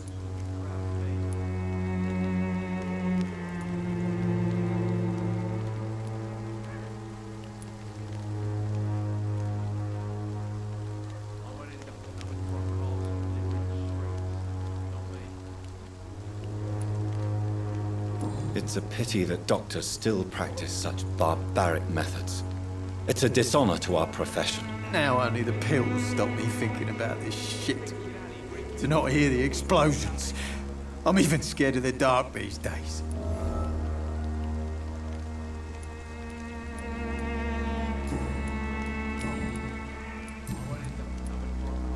Do you know Nurse Dorothy Crane from the Pembroke Hospital? Have you heard anything? It's funny, I've been searching for her too. I need some pills. But the woman is a phantom, if you ask me. Really? And why is that? Word is she ain't real. She's a cover for some doctor who runs an illegal dispensary for migrants. A gun, alcohol, and a bad temper make a terrible cocktail, sir. Goodbye for now.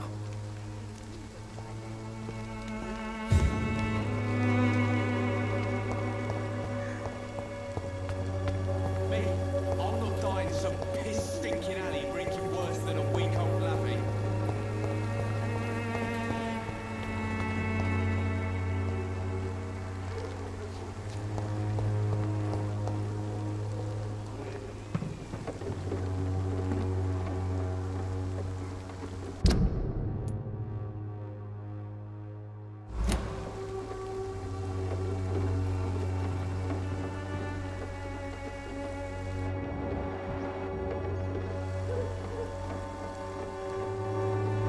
Feel like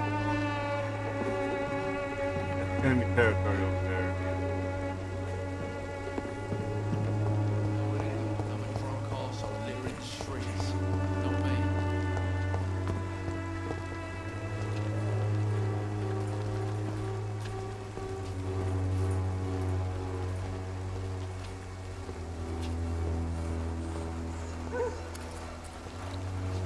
Good evening, miss. Good evening, sir. Are you interested in a miraculous cure for this unknown and deadly epidemic? Actually, I am. Then you have come to the right place.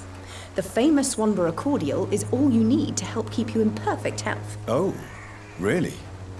Why didn't I hear about it during my studies? I'm Jonathan Reed, by the way. Dr. Jonathan Reed. Ah, my brother has spoken of your research, sir.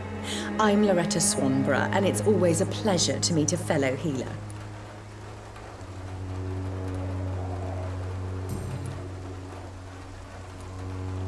Tell me, who intrigues you most in Whitechapel? The region itself is something to see, but I would say Camellia the mute florist who gives away her flowers.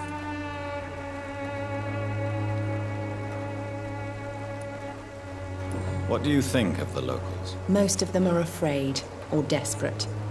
They all come to me eventually for my remedy. Is there anyone I should avoid? Cadogan Bates, without a doubt. The bloody bastard remorselessly exploits poor migrants as soon as they get here.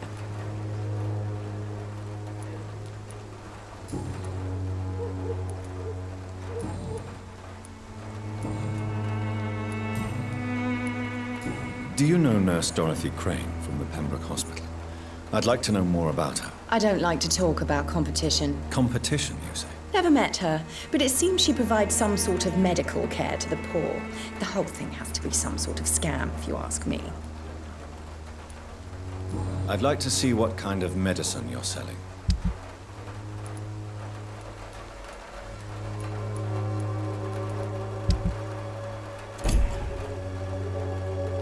The Swanborough cordial can be the answer to all your problems. As long as you have the money. Its effectiveness has been proven by many. Even the flu is no match for the If I could get some work in.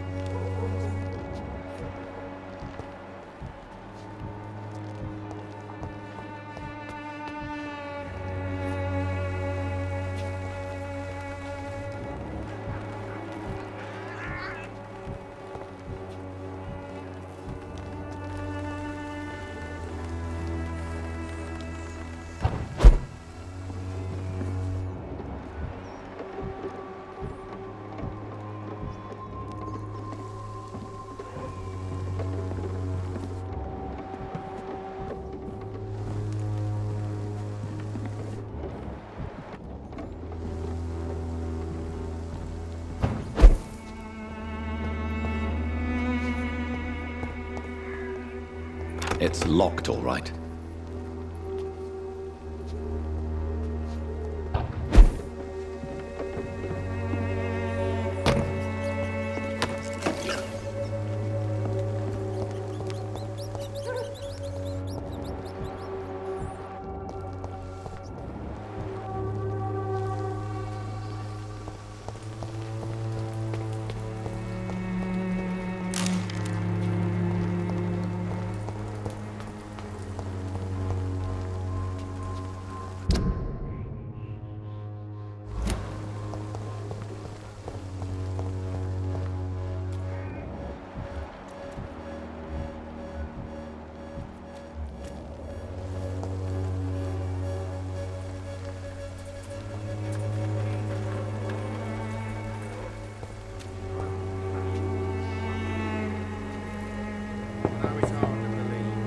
Hello, young man.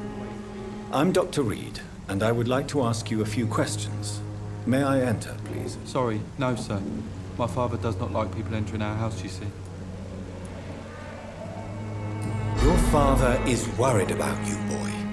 He asked me to look for you. So my father actually worries about me, then? Okay, then. Come on in. I'm Harry, by the way. Is there only pain and suffering in this world?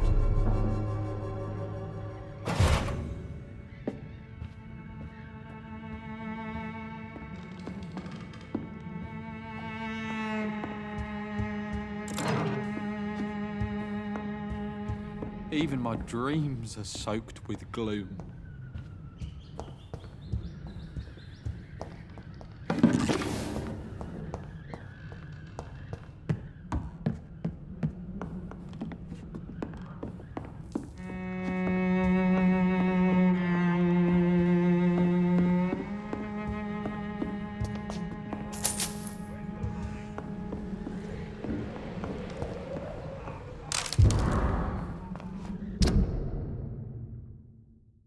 Fusion leather?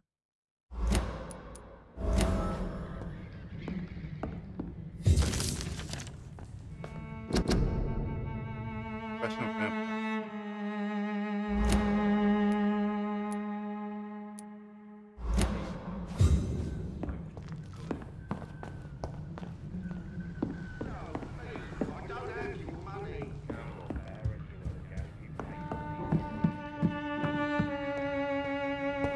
Is there only pain and suffering in this world? So, may I ask you a few questions? I'm not bothered. What could be worse?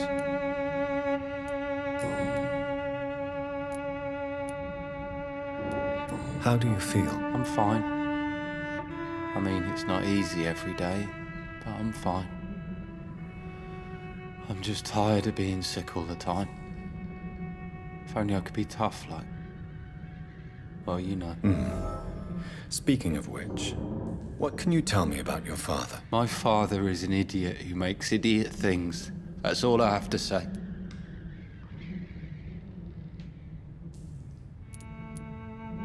Forgive my bluntness, young man, but you don't seem happy living in Whitechapel. Why should I?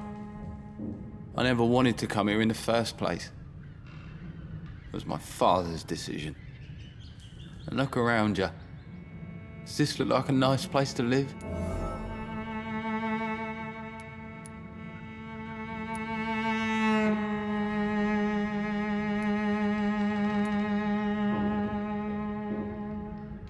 You have a roof over your head, a place to call home. Many people here are not as lucky, you know. That's exactly what my father says. Harry, you should be grateful for what you've got. I wasn't even consulted when we moved here.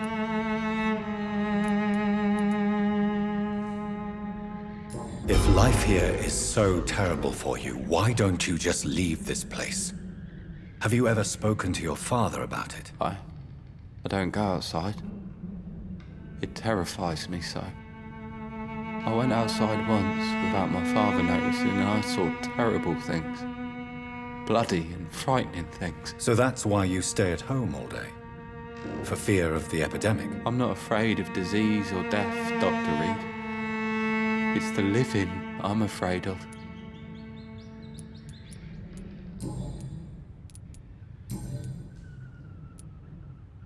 Would it ease tensions with your father if he got an honest job?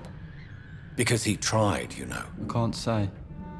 I'd be glad if he dropped his thuggish activities, but I'm not sure it would be enough. Why is that? Sometimes I suspect it's me, Dr. Reed. Or it's this life. It's like I can't find my place. Do you know Nurse Dorothy Crane from the Pembroke Hospital? I'd like to know more about her. Yes, I know her. She came here to examine me when I was very sick. She said I should go out more.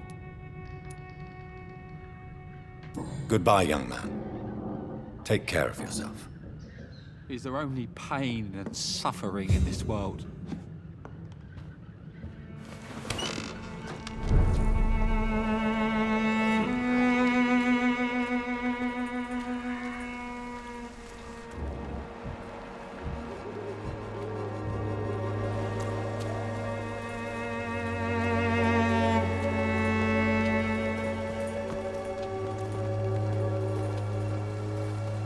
Welcome, sir. Please, take a browse of my wares. I am Dr. Reed. I would like to ask you a few questions, if you don't mind. Doctor? Interesting. I'm Barrett Lewis. Usually I don't have time to waste with talk, but at this hour of the night I can hardly refuse.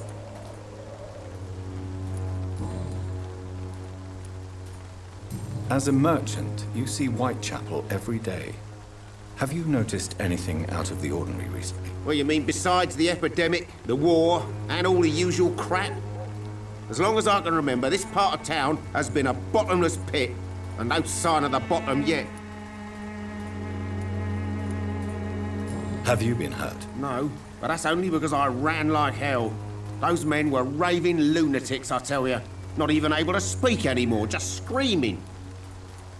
Violence is increasing in the borough. Yeah. A few nights ago, some blokes jumped me. Came out of one of the condemned workshops. Fever, madness, something like that. Where did this happen?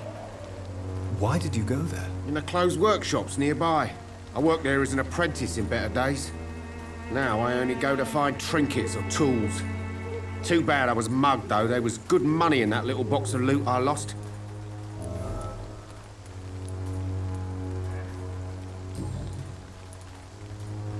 How is business around here? Business?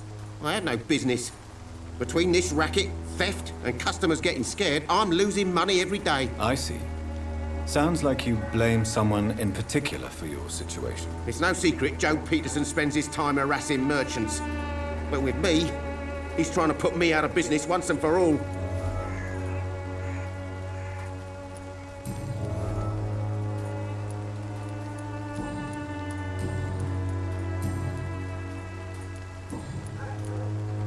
Have you heard of a nurse called Dorothy Crane? Nurse Crane?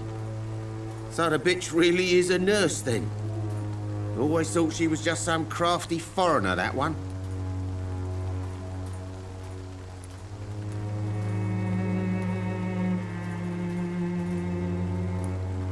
Yes, she's a nurse, and quite a good one. What did she do to gain such notoriety? Dorothy Crane ain't even a real name. Something like Dorothea Craniu. Something like that.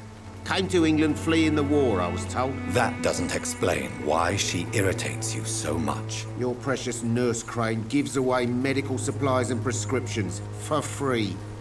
I offered to sell it for a fair cut, but no. Miss Crane wanted to play the quiet saint. Right then.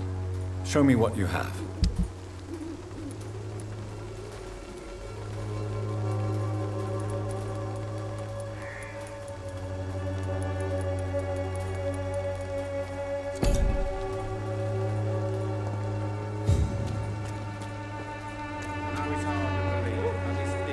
Excuse me, sir. I have a few questions for you. Another journalist? I didn't answer the first one, so piss off! I'm not a journalist, I'm a doctor. A doctor, you say? It's quite a rare breed in this part of town. Really? But still, here I am. Dr. Jonathan Reed, at your service. I'm Joe Peterson to some, but Colossus Joe to most. And I don't remember asking for your service, sir.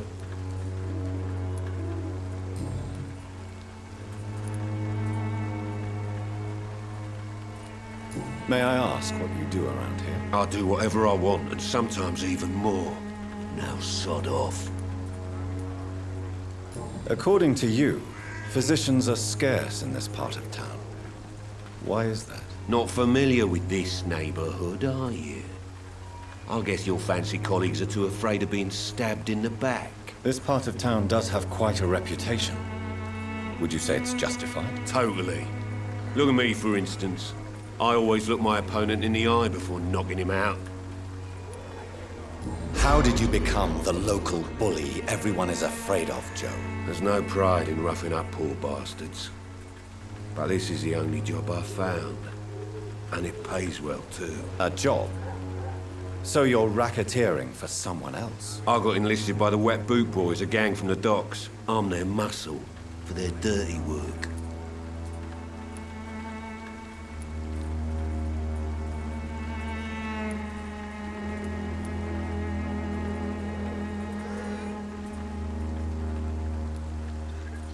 Most people don't become thugs when unemployed. This is a choice you made. I don't care what you think, sir. I do what I have to do for my own reasons, and that's that. I'm not sure Mr. Lewis would agree with your by all means necessary philosophy, sir. Oh, do you really think he's the poor victim here? Barrett can be as sneaky as anyone. Long ago, I even called the bastard my best friend.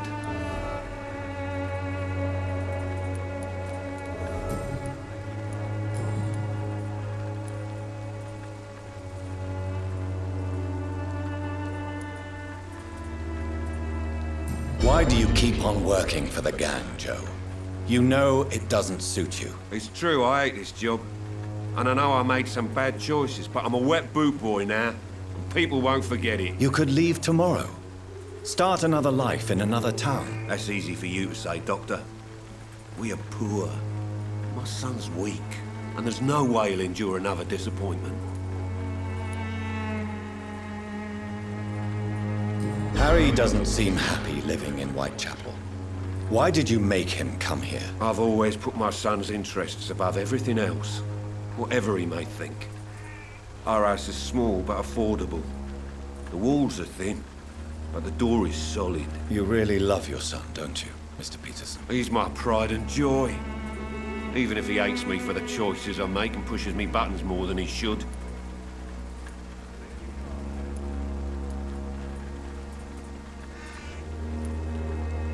Since the criminal nature of your job means you could be arrested, are you not afraid of what would happen to your boy if you were? No one will ever take my son away from me.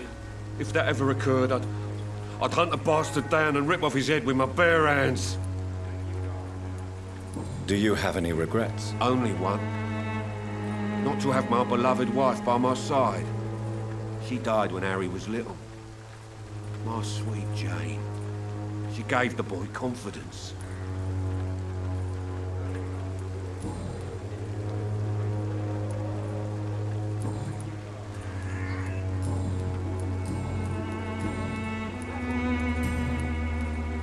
Have you heard of a nurse named Dorothy Crane? She's a colleague of mine, and is supposed to live around here. Dorothy Crane? Yeah, I know her. One of the few good souls who dare to help the sick around here. Could you please tell me more about her? She's a nice girl.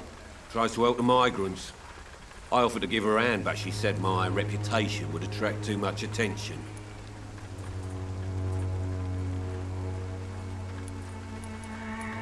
Goodbye, Mr. Peterson.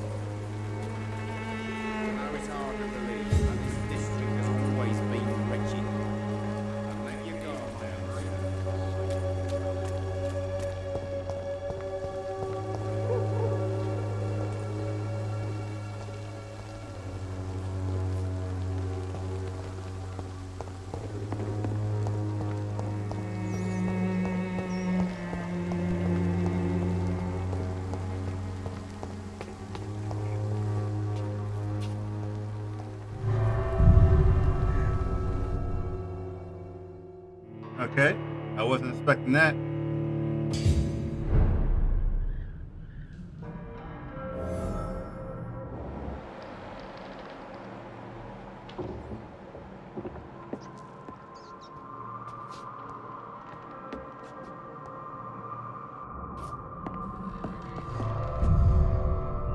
Go back where I came from.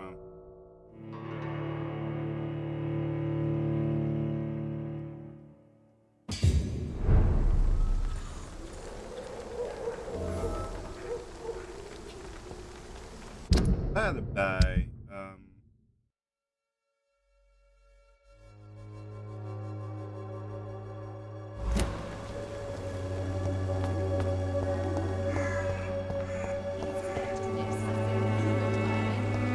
Even the flu is no match for the Swanborough cordial.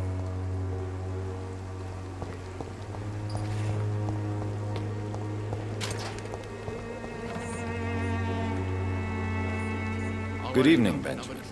Can I help you? I'm afraid not, Mr. Reed.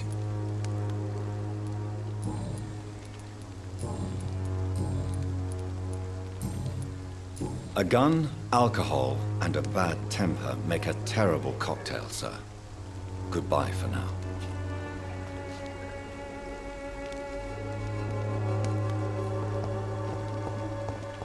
Oh, 600.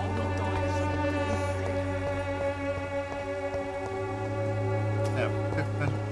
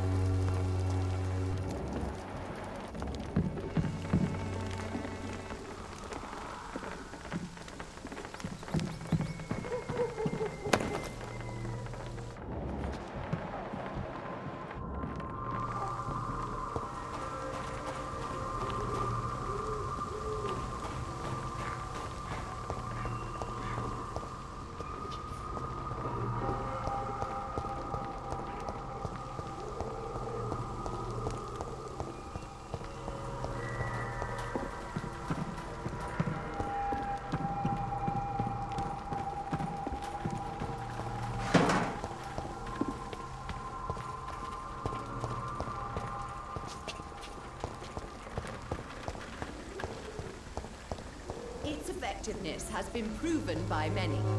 Even the flu is no match for the Swanborough cordial.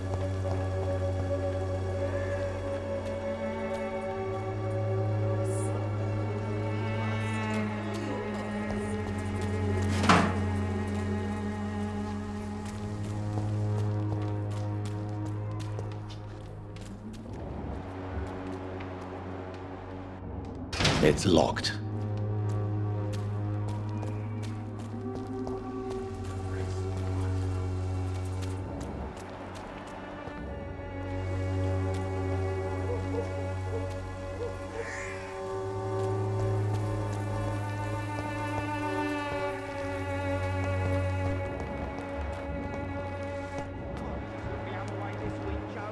Come on, we can sort it out, right? It's not my call, Barrett. You paid one way or another. Please, Joe. How long have we known each other? We even used to be neighbours, for Christ's sake. I'd prefer not to give you another beating, Barrett.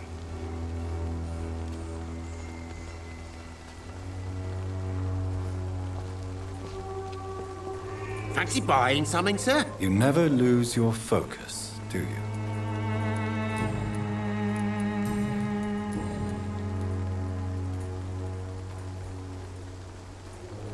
Joe Peterson. He's the villain here, isn't he? But you seem to know each other. I'd known Joe for years. I saw him box once or twice. He was a friend then. But these days, he's just another thug.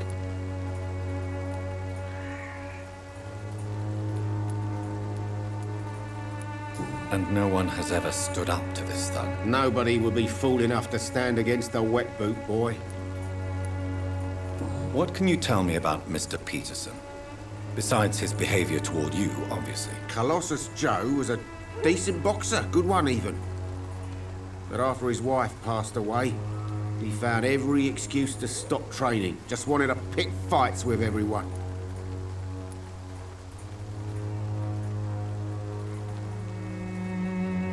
It's never easy to find a new path in life, especially after the loss of a loved one. But crime is certainly not the best option. We've all had some rough times, ain't we? But most of us don't use our fists to see us through.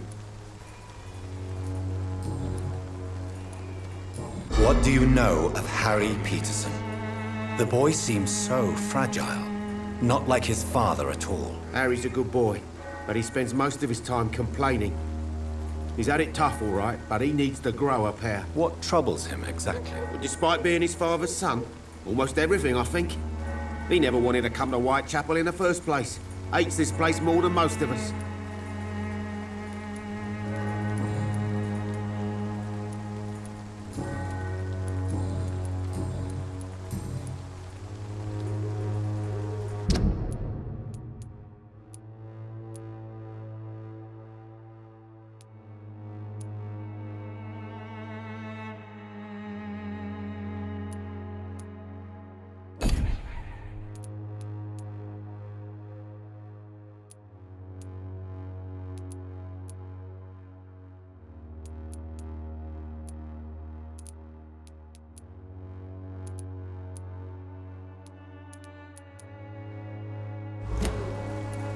Goodbye for now, Mr. Lewis.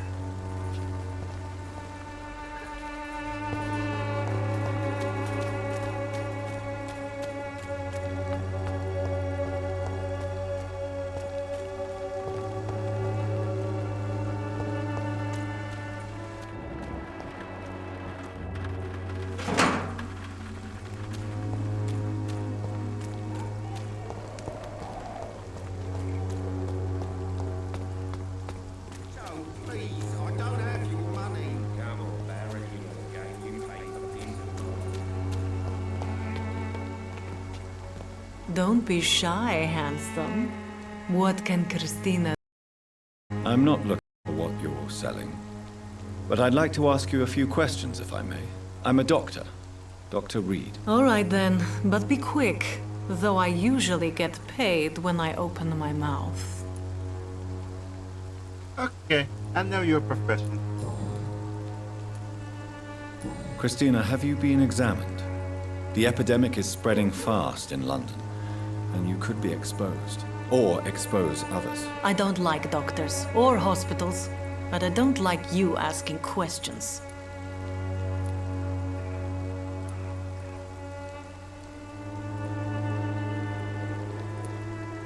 Considering your line of work, I assure you it is only a matter of time before you have health issues. If it is going to happen, it will happen. Right now, I need money. That's what's important. You can put your own life in danger, that's your decision. But what about your clients? If you're contaminated, you will put them in danger too. And you think that would worry me? If you knew the men I deal with, their health would not be what you'd worry about.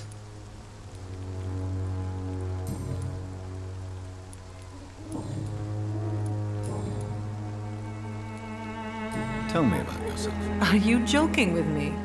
People don't usually come to see me for conversation. I have no interest in your work. I am, however, curious as to what led you into this career. Short story. The war, exile, and England. This country is not especially welcoming. I've been refused many jobs because of where I am from. I had few options left.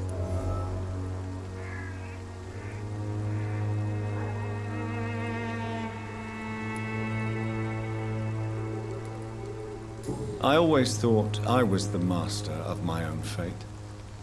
But now I know we don't always have control over our lives. I don't judge you. You know, this money is not only for me.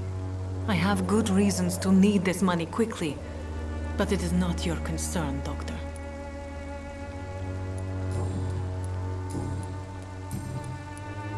Do you know Nurse Dorothy Crane from the Pembroke Hospital? Anything you can tell me about her would be helpful. I don't know her, but I know her name is Dorothea Crăciunescu. She came from Romania like me and many others. You seem to respect her. Dorothea helps the sick people of Whitechapel. Everyone should respect that. Goodbye, miss. Take care of yourself as best you can.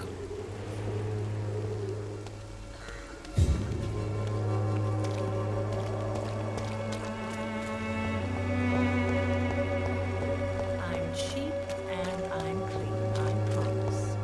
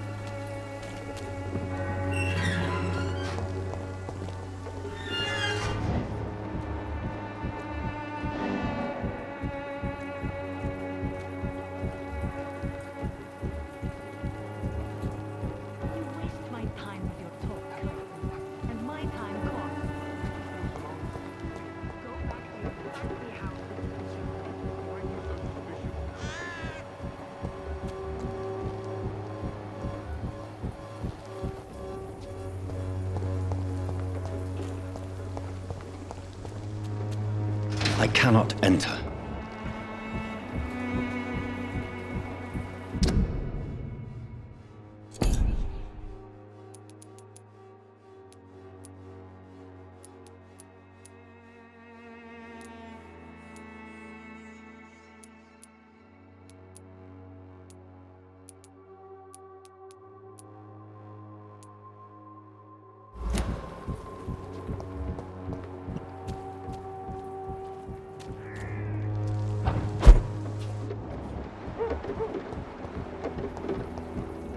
You still want more from Christina? When we spent the night together, my wallet went missing. Are you calling me a thief? I don't have your stupid wallet. I know you. You're a nice girl. Can't we solve this amicably? No, I don't think so. And if you think you know me just because we shared the bed together, you're just a lousy and arrogant journalist.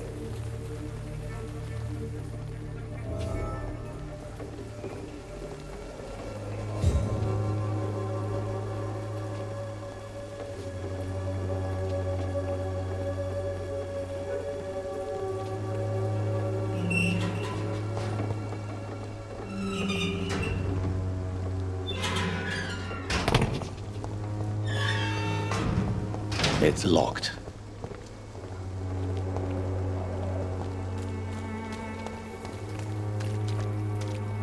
Excuse me, sir. Are you familiar with this part of town?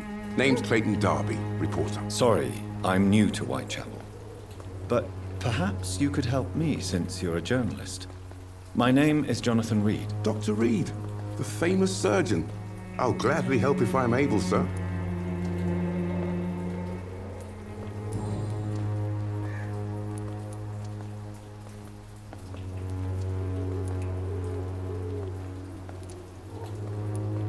What is a journalist doing in this borough after sunset? He goes where none of his colleagues would dare to go, to inform the country.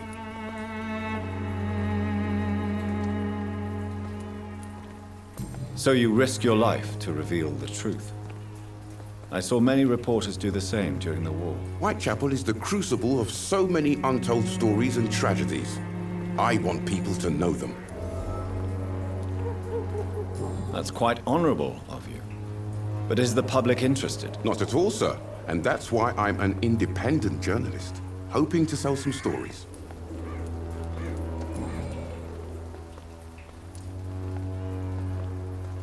Have you any idea of the danger you face in these streets at night? I've had to run and hide more than once from frenzied mobs incensed by the fever. Do you think the flu is really responsible for this, Doctor?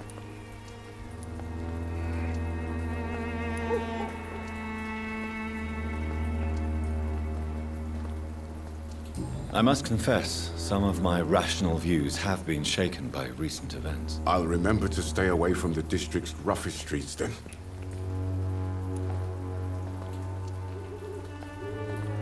Why are the newspapers keeping silent about the Spanish influenza?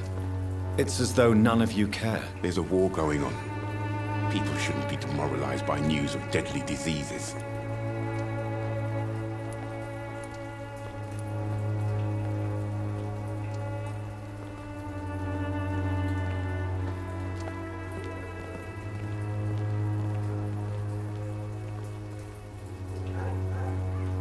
I served in France. Our top priority must be to put an end to this butchery. This war must stop now. Sir, streets are a battlefield too. An invisible and untold war is going on, and it must be stopped. Christina Popper claims she sells her body because she can't find any other work. Do you believe her? Of course I do. Her story is exactly what I want my readers to understand. We live in an intolerant and divided nation. Do you think things will ever change, Mr. Darby? I believe the situation can only improve. And now that women can vote, I'm convinced things will change.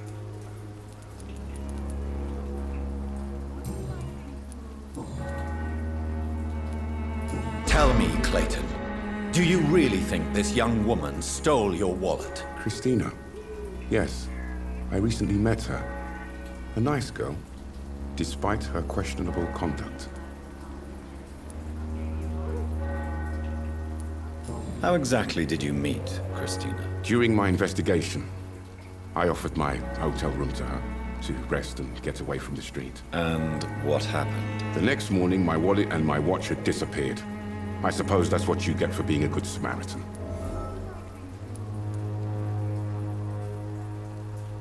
If you are going to sleep with a lady of the night, Clayton, I would advise you to be cautious. I can't really be mad at her, though. She's just trying to survive. She doesn't have many options.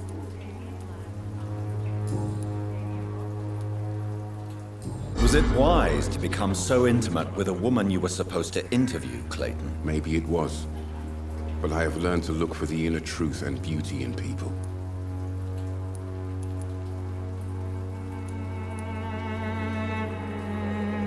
I know more than enough to understand your situation.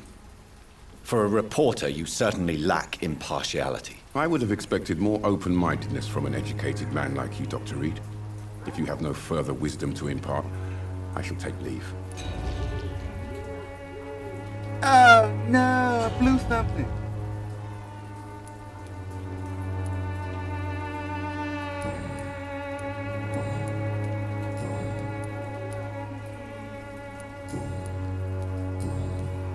Goodbye, Mr. Darby. Farewell.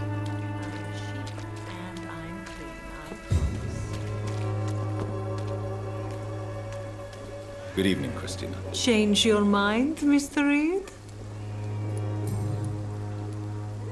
Clayton Darby claims he will expose the crisis in Whitechapel to all of London.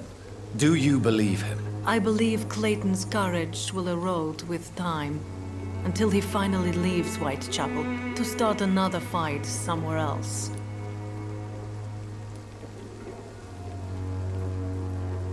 Why this skepticism? How can you speak about starvation if you've never been hungry?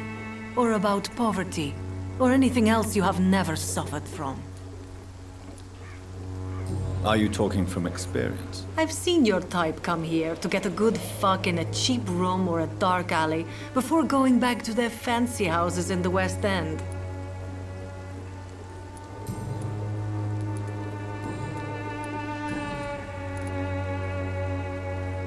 Did you steal Clayton Darby's wallet?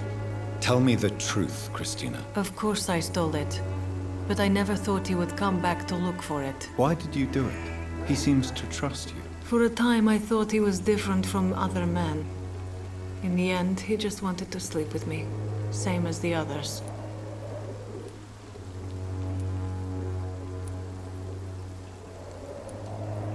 Perhaps Clayton is different. Maybe you two should talk. A conversation couldn't hurt. I know what I am and what people call me. I sleep with men for money. If I can accept that, why can't he? No. My future is with the ones I love, not with Clayton Darby. The ones you love? The money you stole is not for you, then? My brother is still in our hometown in Romania. I am the only one who can buy him a ticket to England. Tell me, Christina, is it worth risking your health and your life for your brother's safety? He's the only family I have left. I had to leave Romania without him. I can't be happy until he is near me again. Does your brother know what you do to earn the money to bring him here? Don't be simple, of course not. And he must never know. Everything will be different once he is here with me. I understand your concern. I spent many months away from my family when I served on the front line in France. Every time I write to him, I fear I won't receive an answer. It kills me to know he is still there.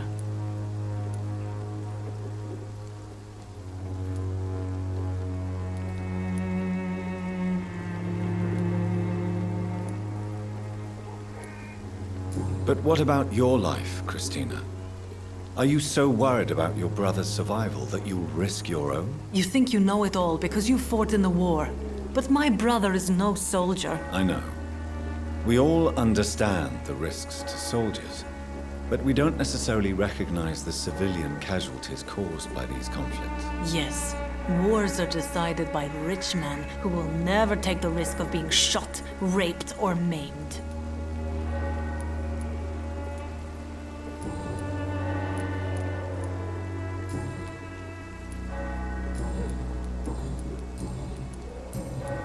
Goodbye, miss. Take care of yourself as best you can.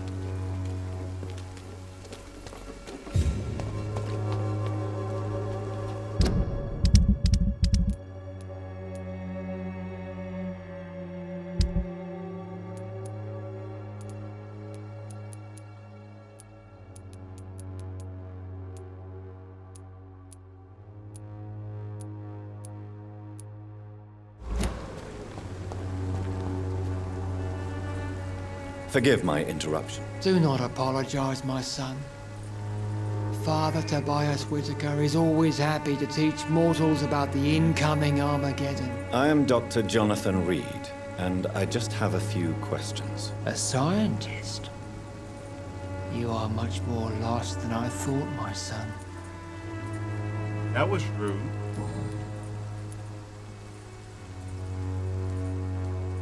What do you mean when you say that I am more lost than you thought? All scientists are entangled in a world of causes and consequences, and most of them can't see the plain truth. Quite a judgmental opinion, if you ask me. But what do I know? Blinded by science as I am. But you are seeking answers, aren't you?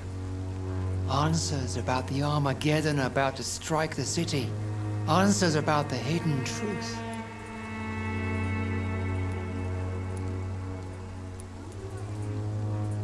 Well, I suppose I can spare a few minutes listening to your so-called truth. As a doctor, you must be aware of the decimating epidemic. But let me tell you that this so-called Spanish flu is just the beginning of the end. What do you mean? The beast is finally revealing itself, corrupting the flesh and the heart of men. With my own eyes I have seen them, those minions from the abyss.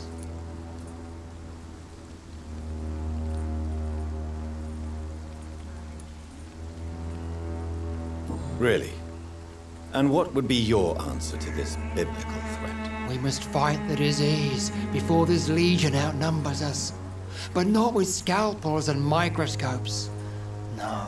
What is left then? Cleansing fire.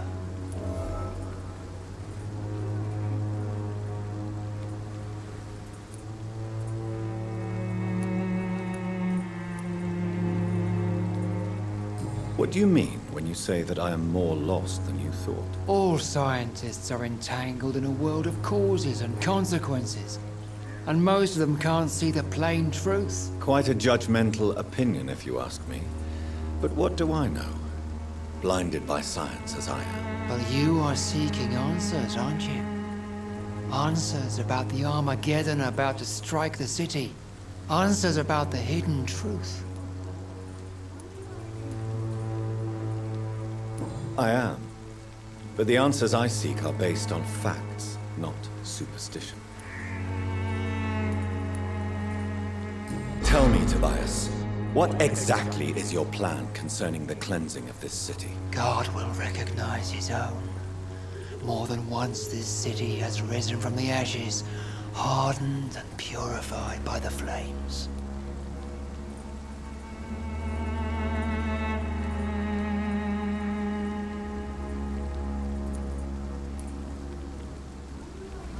Purification by fire has proved useful, but where do you stop? Burn the clothes? The buildings? The corpses? Worse? Your lack of faith is predictable. But my task is to convince rational minds like yours to see the light. This is God's will. You're mad and dangerous. You're nothing but a soulless butcher. A small-time Torquemada. The Savonarola of Whitechapel. My son, if you think salvation is a free gift, go listen to the lies of that pompous fool, Joseph. Joseph, a fool? Vicar Larrabee of St. Mary's Church. While he continues preaching his fraudulent redemption, more and more people die in the streets.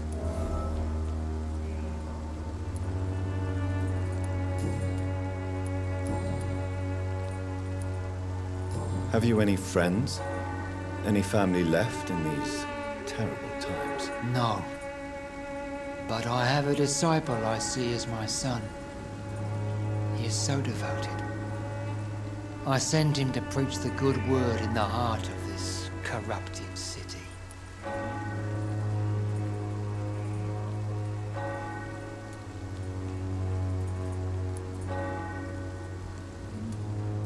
You sent him on some preaching crusade during the epidemic. As a true believer, Samuel will fear no evil while he walks through the valley of the shadow of death.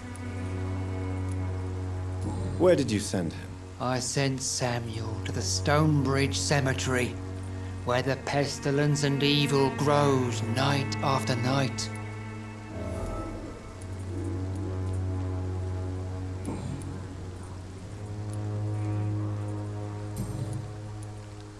Do you know Nurse Dorothy Crane from the Pembroke Hospital?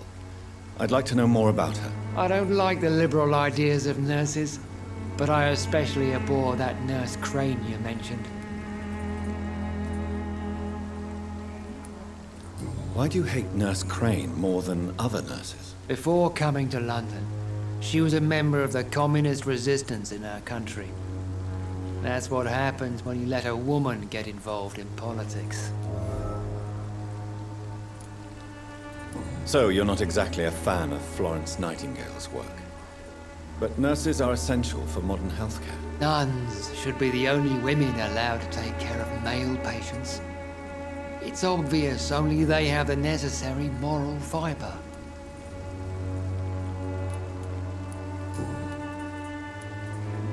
I have heard enough for tonight. Goodbye.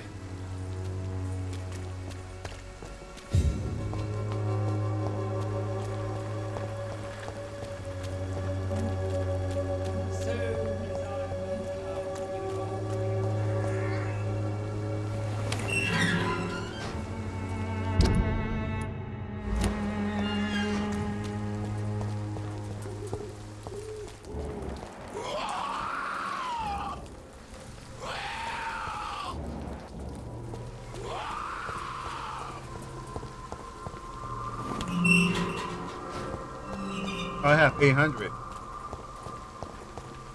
Awesome. Come on, take a look. Don't be afraid.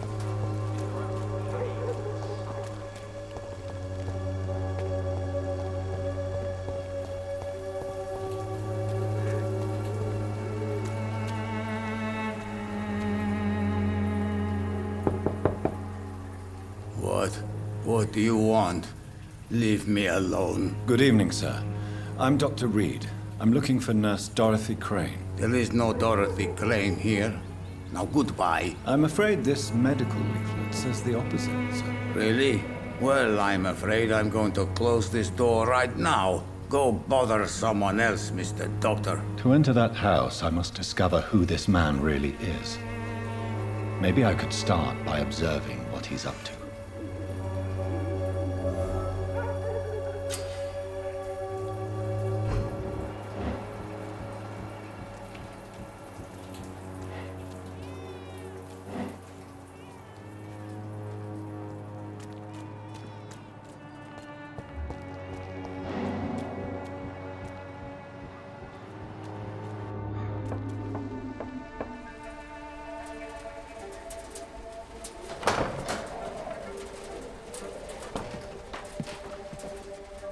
A strange man was at the door with a pass for our medical facility. I refused him entry. Darius, how could you know he didn't need our help? His clothes were too finely tailored to be for Whitechapel. Perhaps just a friend of that stray poet who is always about. Richard Nethercott? No, not of the same cloth, this man. I suspect some machination from that journalist. Clayton Darby. Is he still asking questions? Yes. I saw him drifting around St. Mary's Church. I swear he is tracking me just downwind.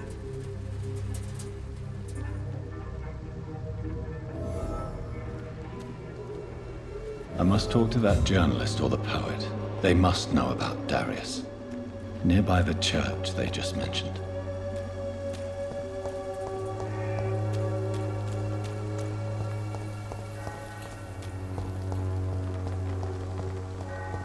Cheap price, good quality. Come on, take a look. Don't be afraid.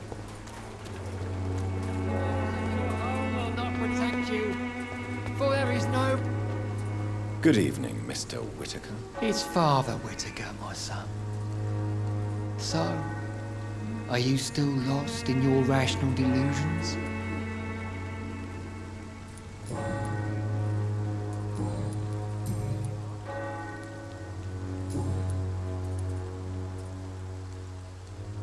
Do you know Nurse Dorothy Crane from the Pembroke Hospital?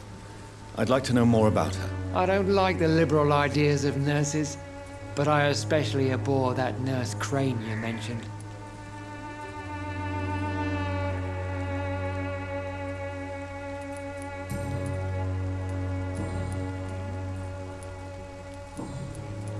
I have heard enough for tonight. Goodbye. I'm sheep and I'm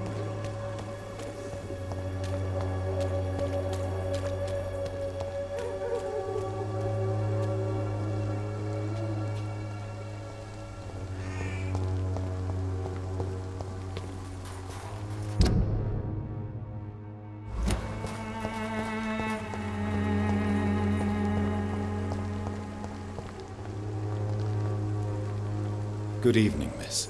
I'm Dr. Reed. I'd like to ask you a few questions. I know what you're thinking. A tall stranger who meets a girl in the street at night. It reeks of the penny dreadfuls. But I mean you no harm, truly.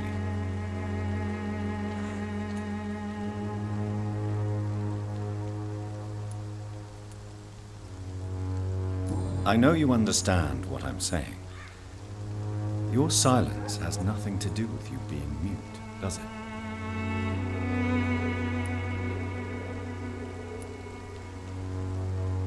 Very well. Goodbye then.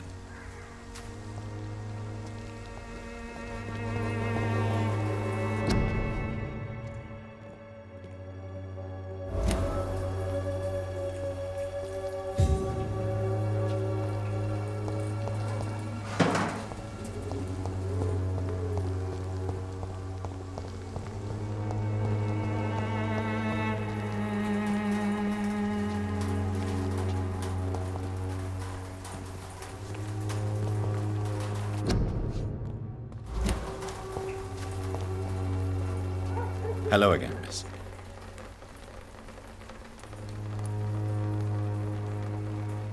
Melia, I know you work for Dorothy Crane. Please tell me about her secret dispensary. A stubborn and mute comrade. Nurse Crane and Darius Petrescu have been clever.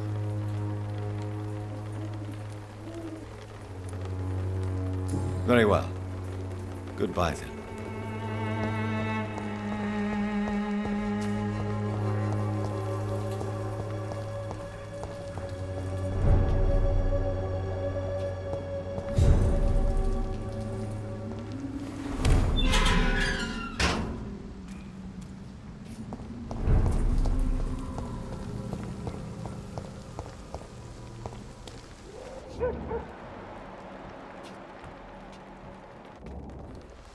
I cannot enter.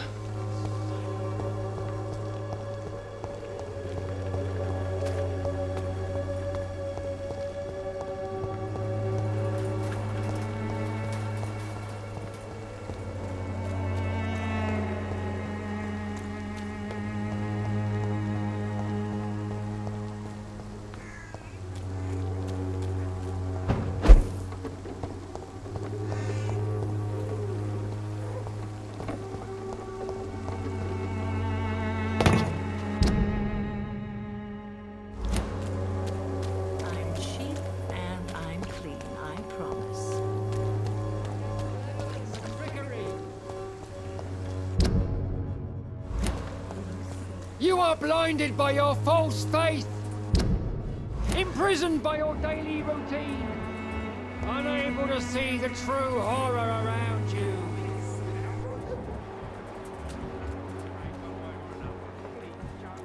How long have we known each other? We even used to be neighbours, for Christ's sake. I prefer not to give you another beating, Barrett.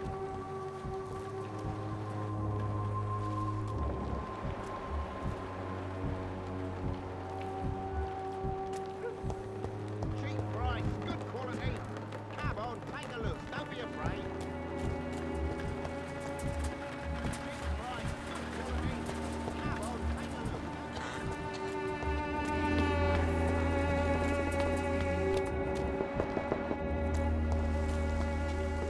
Good evening, Doctor. Can I help you?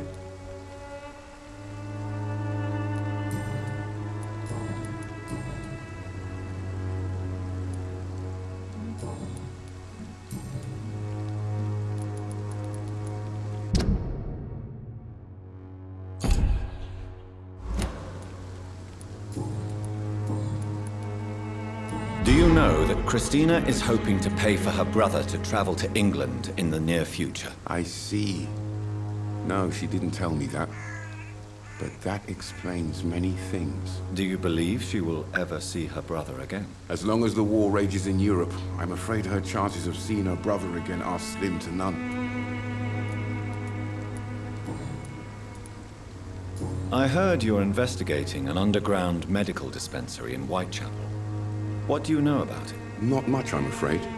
They are wary of strangers, and I'm not really an acquaintance of theirs. Why do you care?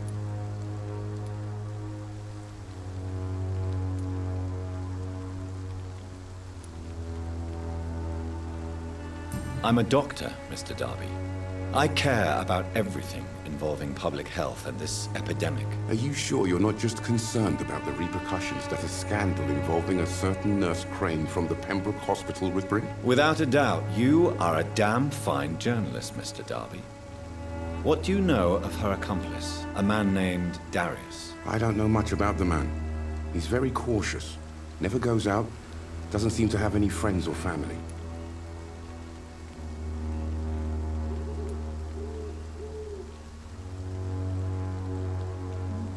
He has no relatives at all? No, except for that strange man, a poet named Richard Nithercott, who sometimes comes by. Darius would never let him in. Where can I find this Mr. Nithercott? He spends most of his time lurking around Whitechapel, talking to himself or declaring verses. These days, you can usually find him behind the church. He never goes out? No. A few days ago, he unexpectedly did. I followed him, but it was just a ruse to keep me away from his house. Really? How do you know? He went to the nearest mailbox, but just before posting his letter, he ripped it up and threw it away.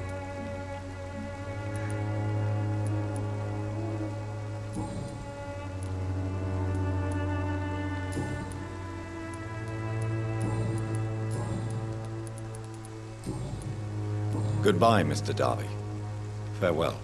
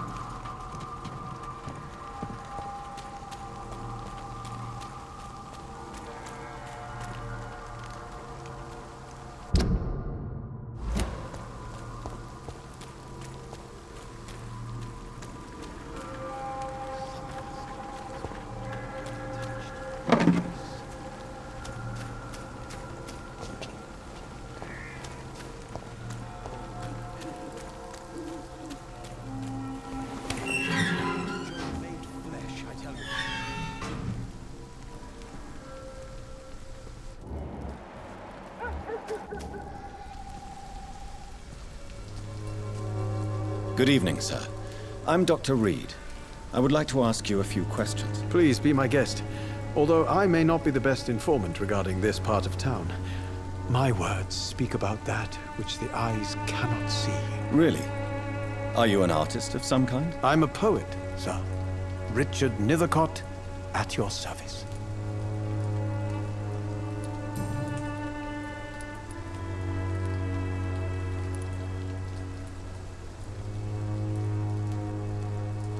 What are your thoughts on the terrible situation in this city? Terrible, you say? No. Of course, the death of so many innocents is a tragedy. But the scourge has not been all bad for the city. Oh, no, sir. What are you talking about? Do you remember London before the flu? Noisy, cacophonic, quiet nowhere to be found. And now, listen to this oddly peaceful silence.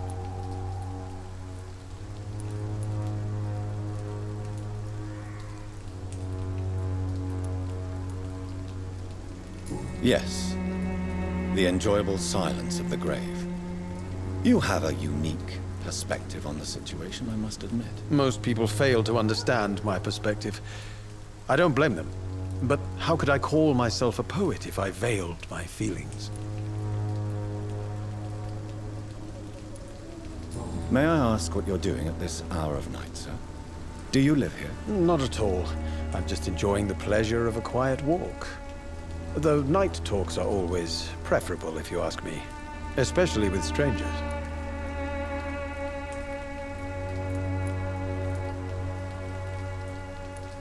But are you not afraid of the epidemic? Oh, why should I? I see some equity in the Spanish flu. No flesh should be saved, say the scriptures. Good or evil, rich or poor, all are equal in the eyes of the flu.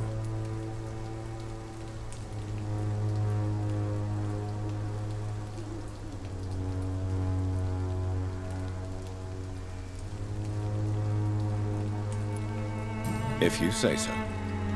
But as a physician in a time of epidemic, I must caution you to avoid unnecessary exposure, sir. Thank you, Doctor. But we both know the seeker of truth has to go boldly where the weak dare not. Are you aware that your life could be in danger in this part of town? But this is where I must be to feel the real beat of the city. I had to come, see it for myself, alone.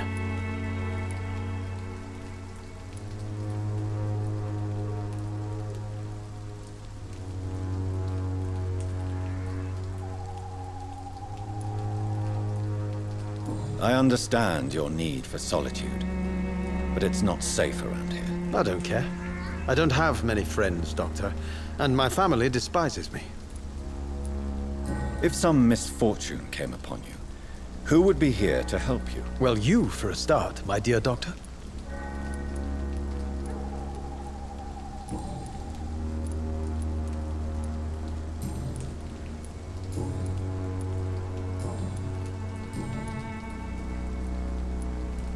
Tell me, Mr. Nethercott, why seek inspiration in Whitechapel? The place is not beautiful per se, but how to explain it? Stirring and challenging.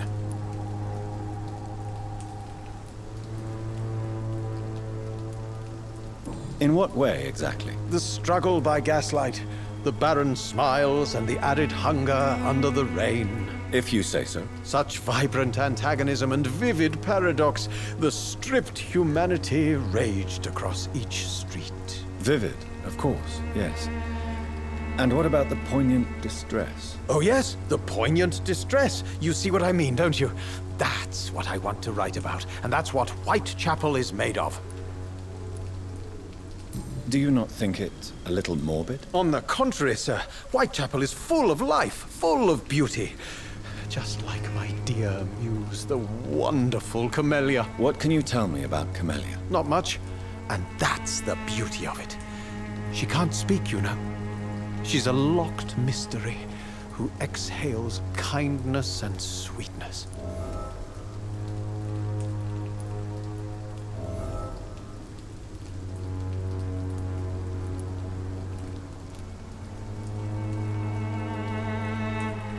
Perhaps you're just afraid to find out the truth about your muse. One day, perhaps, I'll ask her to come with me. But will she still be my wild flower of Whitechapel if she moves uptown? And have you ever tried to learn more about her? Where she lives? How she survives? Whom she may know? Maybe I prefer she remains an enigma. Reality can be so dull, don't you think?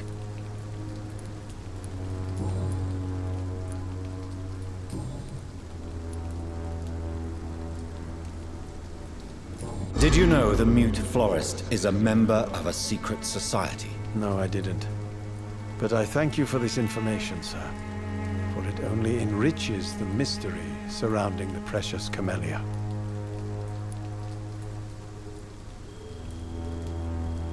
Are you not curious? Is there not more you wish to know? That girl has not an ounce of malice in her. Whatever she may be hiding, it's certain to be for the benefit of most, if not all. I fear you are a hopeless romantic, Mr. Nethercourt. Guilty as charged, Dr. Reed.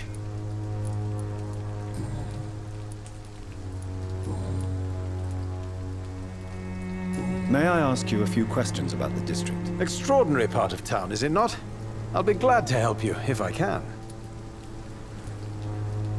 I'm looking for Dorothy Crane, a nurse who lives in this vicinity. Dorothy Crane. Oh, I love the name. The Crane of Whitechapel. Sounds very mysterious. But, sorry, no, never heard of her. What can you tell me about an old man called Darius? Darius Petrescu? Yes, I know him. At first, I thought he was only a small publisher. I invited him to publish my work, but his reaction was pretty clear. Not interested in your talent? Darius is an old political activist who takes delight in printing tracts and lampoons. Those communist activities only require mediocre writing skills.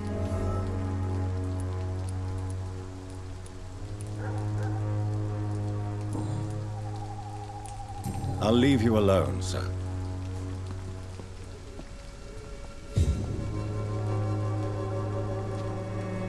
Some of us come to this world already touched by grace.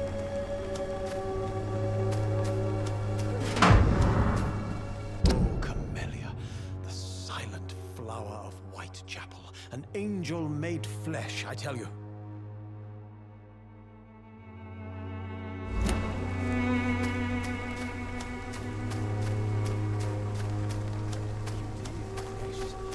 Whitechapel is not just disease, desertion, and despair.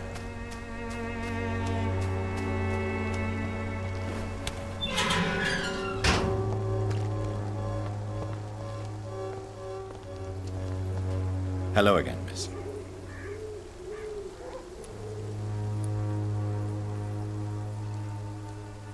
Tell me about Richard Nethercourt. I understand he is quite fond of you, Camellia.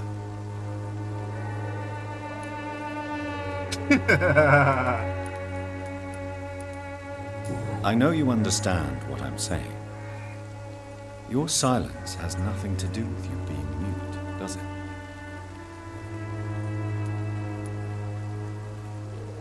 Very well. Goodbye then.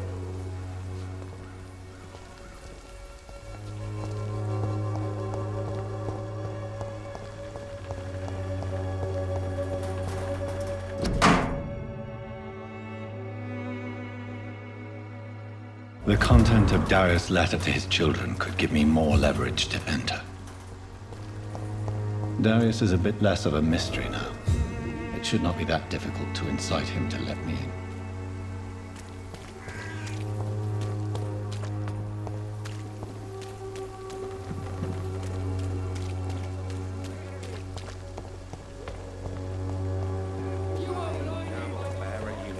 You pay for peace of mind. Can't you just look the other way this week, Joe? Come on, we can sort it out, right?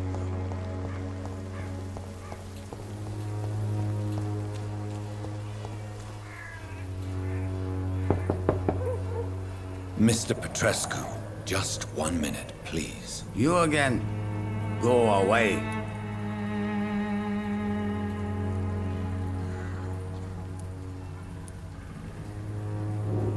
Sir, wait. Stop this nonsense. I know Nurse Crane is here. Shall we speak man to man, you and I? All right. Speak up. Don't you see we're on the same side? We fight to help the poor, sick, and abandoned. I'm nothing like you, Mr. Doctor. Yes, you are. You too believe in providing medical care without charge. You know what we have to sacrifice to make the world a better place. I have to admit your words have conviction. All right, I'll let you see, Dorothea. Don't make me regret this, though.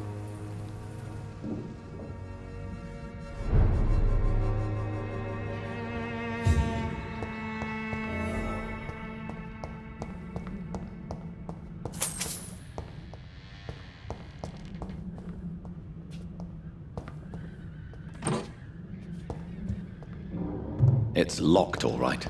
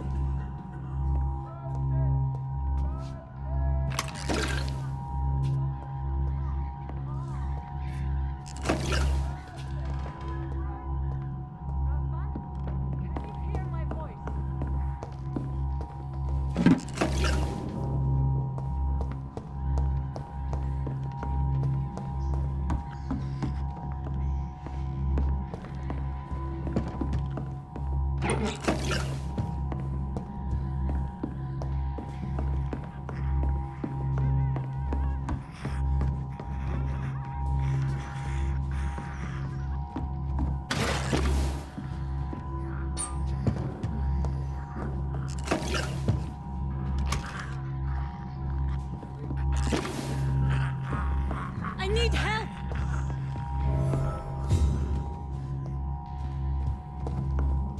He's going into convulsions, Doctor!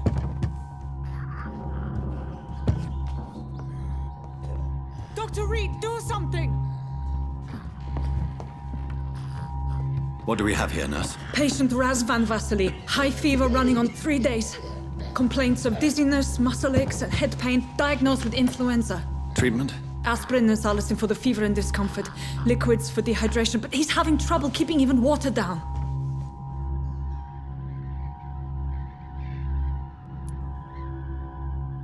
Thank you, nurse. Anything else I should know? He did lose consciousness this morning, but he's never had convulsions like these. He's not convulsing, he's choking. He's not getting any air. Scalpel! Hand me that scalpel! What can I do, Doctor?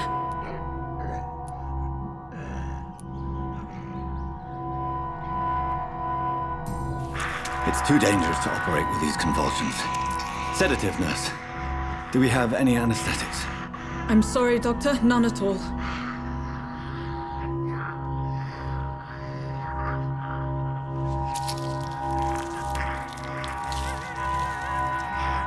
I need to perform a tracheostomy. Short pipe. That rubber tube will do. We're going to cut a passage for air through the neck. Yes, Doctor. He's breathing again, but he's coughing up blood. Internal hemorrhaging. I need to make another incision into the chest cavity to drain the fluids from the lung.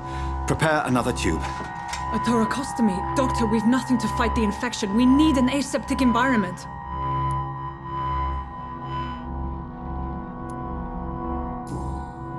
Right then, Nurse Crane. What do you suggest we do? I've no idea. I'm not the doctor. Time is of the essence. We need to perform a thoracic drain. Yes, Doctor.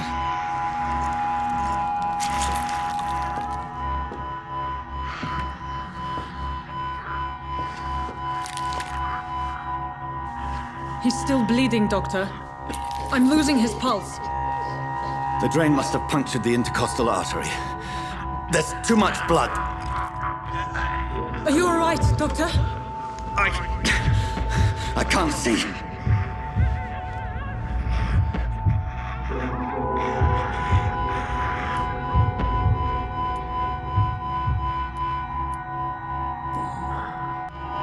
I must first suture the artery. Find the wound. The source of the blood. Needle and thread, Doctor. Good. The stitches are holding. How's he doing? We're losing him.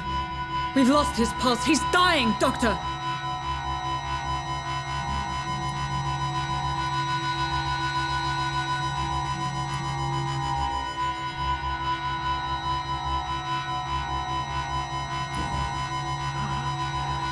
A dose of epinephrine, now. Yes, Doctor.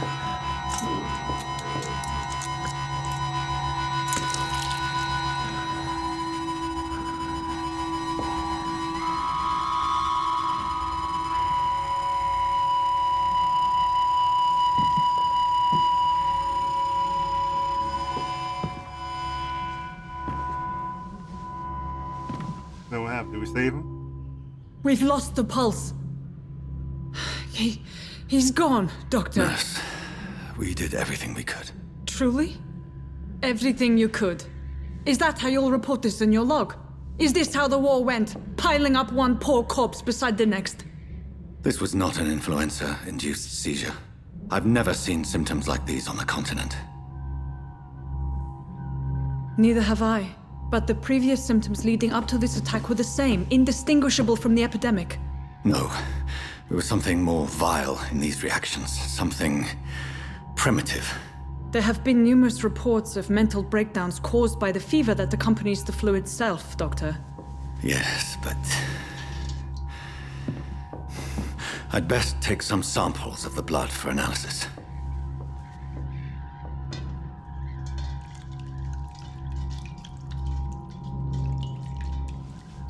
I don't think we were supposed to save him.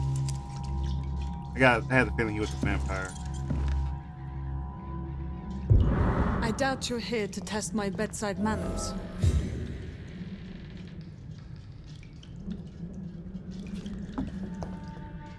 To what do I owe this courtesy?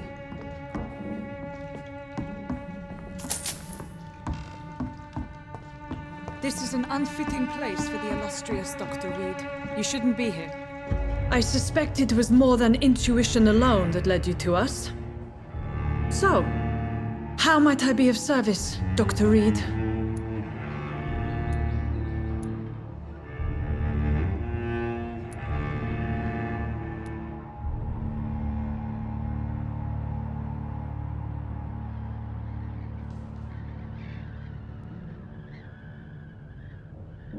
Your heart might be in the right place, but you can't carry on with this blackmail. For God's sake, Dorothy, it's extortion. It's a serious crime. Doctor, you think your warnings scare me? I've stolen and plied, blackmailed and lied, but what else am I to do? I'm all these people have.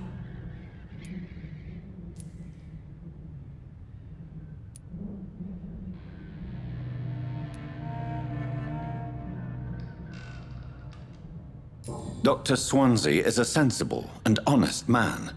He wouldn't have refused your friend's care at Pembroke. It's easy for you to say, Doctor. These people cannot go to the police, nor to the hospital. They don't even speak English. They depend on me for everything. But why Lady Ashbury? Why her, of all people? She's pristine and proper, all right. But that she-wolf in sheep's clothing murders the poor for sport. I have her where she belongs, and I'll milk her for all she's got.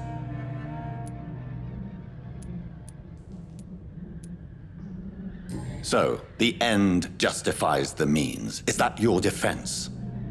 I know you're kind, Doctor. Just another fine-heeled, silver-spooned gentleman who was given the world on a platter. You know nothing of poverty. Nothing of the shame, the hunger, the loneliness. You've convinced me of the sincerity of your actions and their noble justifications. But all the same, blackmail is a crime, and it will stop, Nurse Crane. So, are you going to turn me over to the authorities?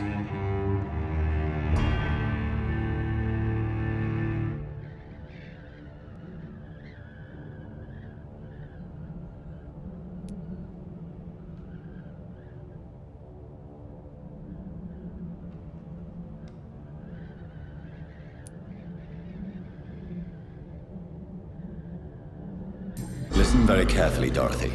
You will erase from your memory everything you pretend to know about Lady Ashbury and Pembroke Hospital. Let that rich bitch off the hook over my dead Nurse body. Crane, enough. Listen as if your life depended on every word. I know you've a generous heart who gives freely to those in need, but you shall walk away from the shadier streets of your business. I will never abandon... Dorothy, the discussion has come to a close. Your clandestine activities in the Resistance are over. Let it go. I'll let it go. Yes. All gone.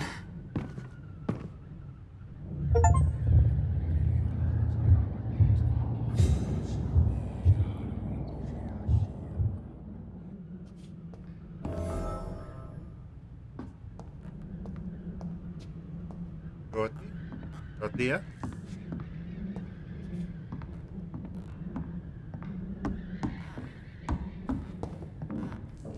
It's locked.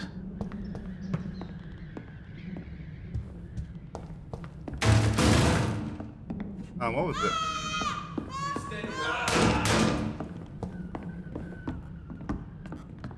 Oh, this one stinks already.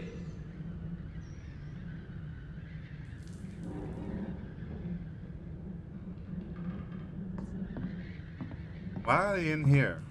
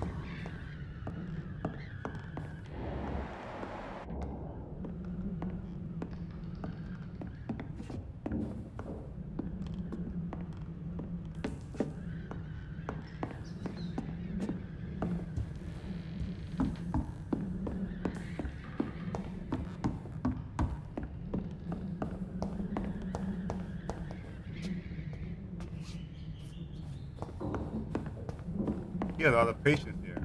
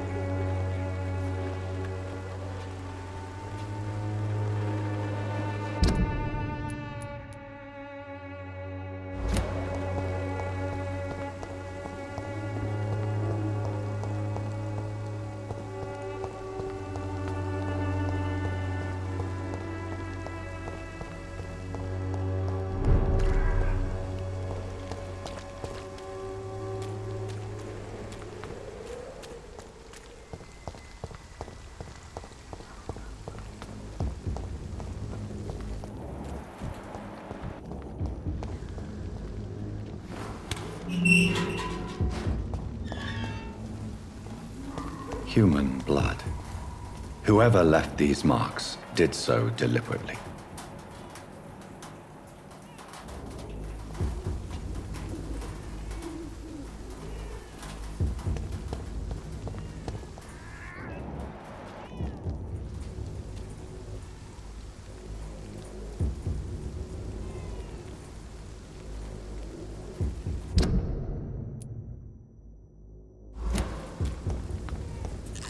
Kill him, boy! Okay. Cross the leaf! Die, Vernon! Don't like Vernon, does he?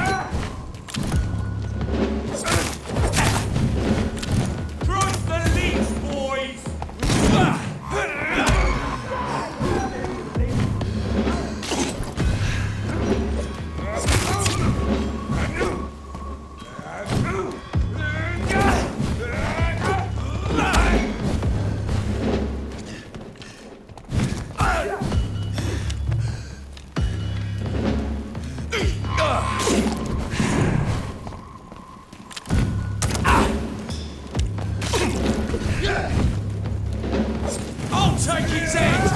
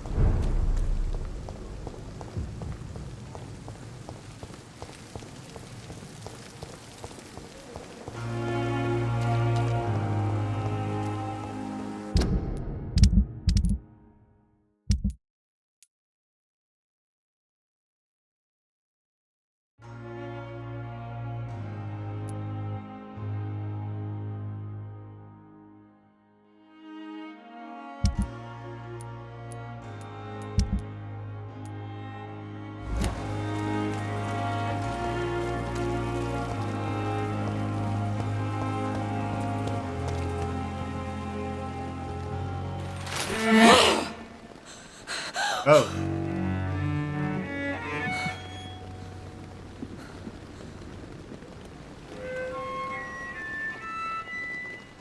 I would ask you to avert your eyes, sir. Or did you not know it was rude to stare? I knew it. Speak up, Dr. Reed. I like a man who speaks his mind.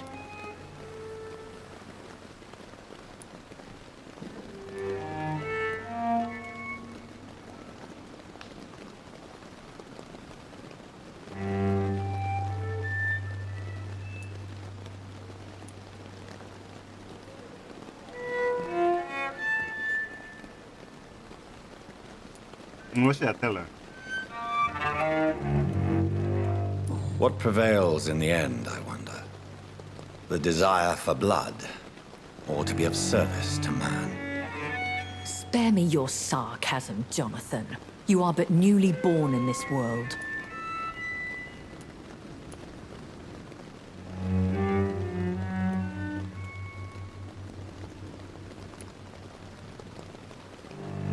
So in the end, the accusation was true, wasn't it? The situation is somewhat awkward nonetheless. I have not been observed sustaining myself for many decades. I have to say I'm a trifle embarrassed. Anyway, I have concluded my inquiries concerning your blackmailer. I see. Please excuse my agitated state. Under normal circumstances, I wouldn't let anyone see me in this condition. The case is closed, your ladyship. The person who took advantage of you has, shall we say, seen the error of her ways. So who was it? My lady, the blackmailer was dealt with using the utmost discretion. The culprit's identity is of no relevance. Thank you, Jonathan. That is exactly what I needed from you. You have proven your loyalty, so, as a friend, please accept this small token of my appreciation. Thank you, my lady. If you have an inclination to learn more about vampires or your current situation, I will be glad to aid you in your quest for knowledge.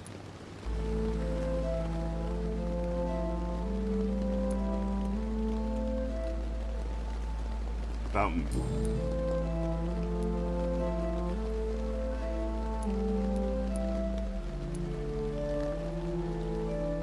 A vampire? Is that what I am? What we are? Such a crude word, defined by penny dreadfuls and drunken hacks. No. You are now an Ekon, and that you shall remain.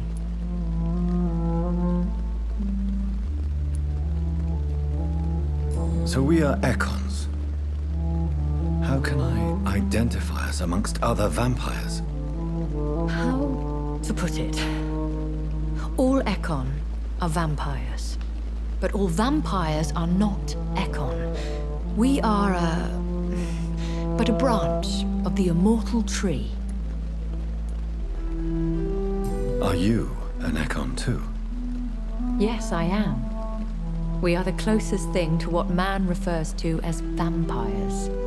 Forget what you think you know about us.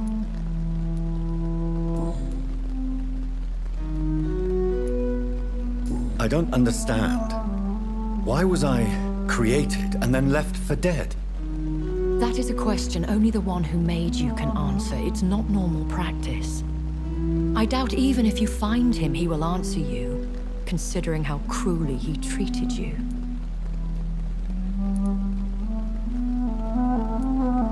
So me being a vampire could have been a mistake. I very much doubt it, Jonathan. Contrary to the legends, it is not as simple to make another vampire by just biting someone. I'd like to avoid creating another vampire by mistake anyway. Tell me, how is it done? The process is dangerous. It could even kill your potential progeny. If you did decide to sire an offspring, they must drink of your blood, Jonathan.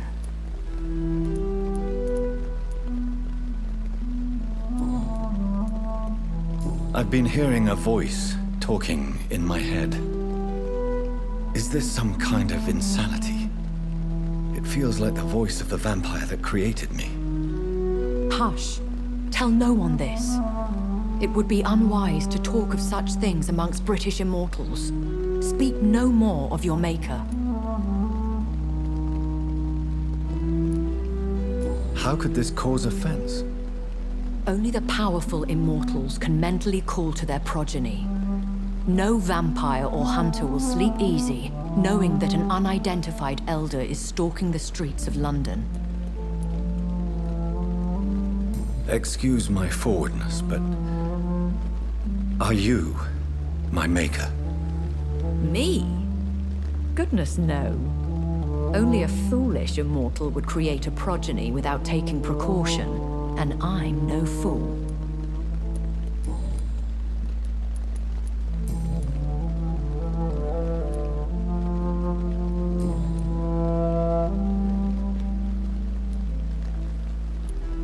I've been away from London and England for 3 years. This isn't the city I remember. Things have gone from bad to worse here, Jonathan. I've lived in this city for a long time, and I've never seen it like this. The Spanish flu has hit London that bad. Yes, but it's not just that. I've heard things. Things I've not heard for a very, very long time. There are whispers in the shadows. Something far worse than the Spanish flu is here in the city. What is it you fear? Fear has long since flown this form. But there is something malevolent circling us. I feel fear is merely waiting in the wings.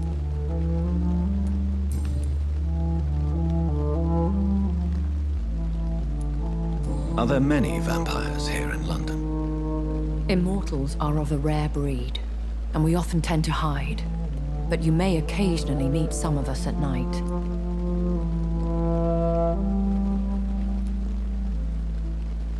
Will they all be as affable as you, my lady? I do not see why not.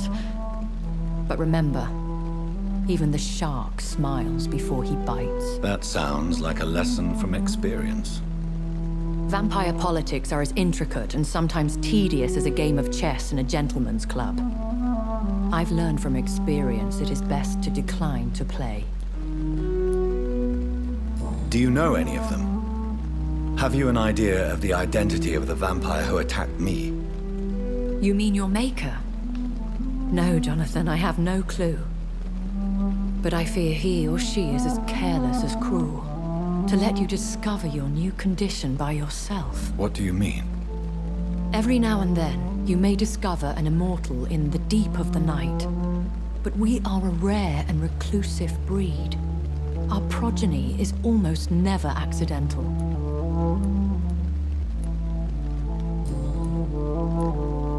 When I awoke, changed, I was chased and attacked by vampire hunters.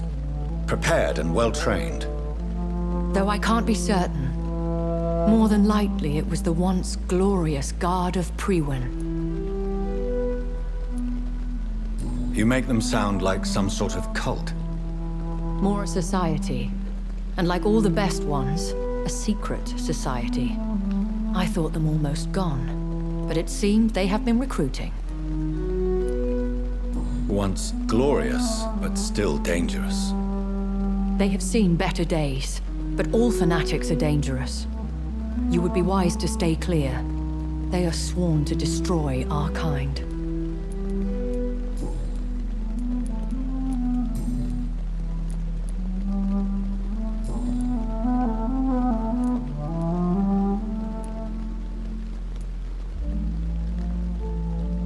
Why does Dr. Swansea allow you to feed on the patients of the hospital? Dr. Swansea is a good and compassionate man. He is trying to find a solution for our hunger. Until that happens, he is clever enough to understand that I only feed upon the dying.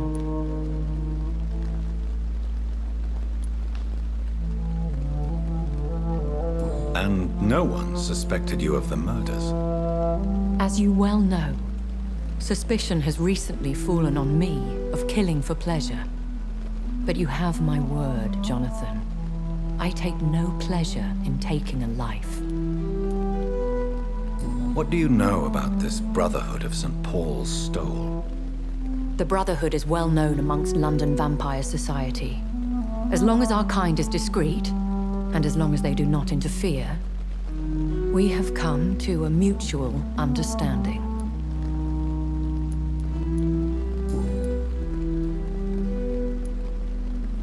I know this is beyond the pale, but may I inquire your age? Really? And I thought you were gentlemen. If you must know, I'm 27. I've been 27 for a long time now, and 27 I shall remain.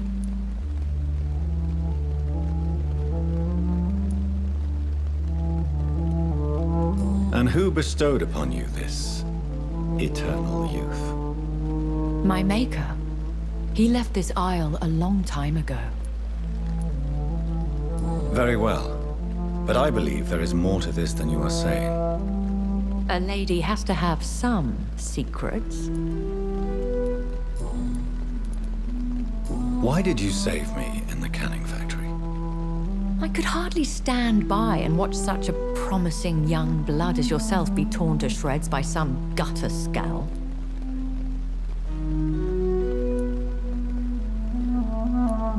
William Bishop wasn't the vampire that created me then? No, Jonathan.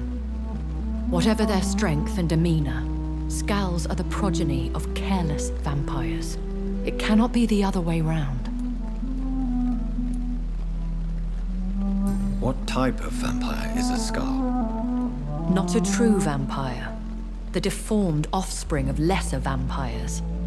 It is a shame these creatures run wild, slaves to their baser instincts.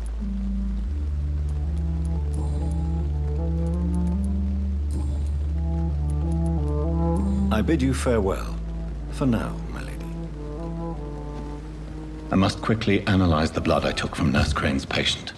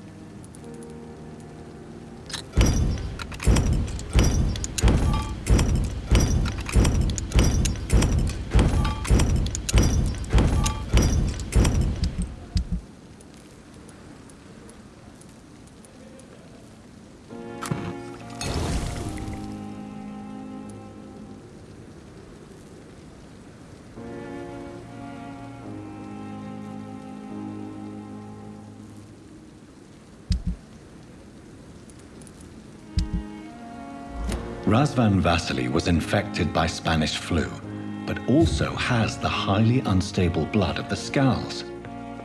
Is the London vampire epidemic transmitted through the flu? I should talk to Dr. Swansea about it.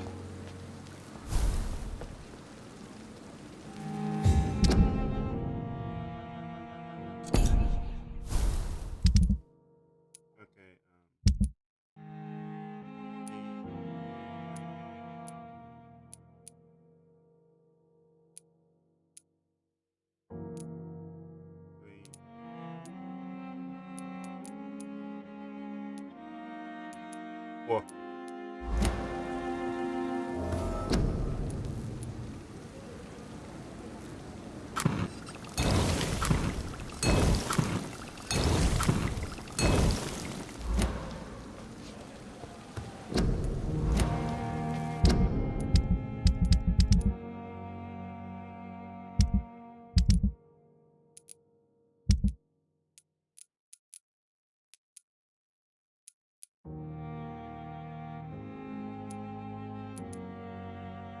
I didn't see the mic.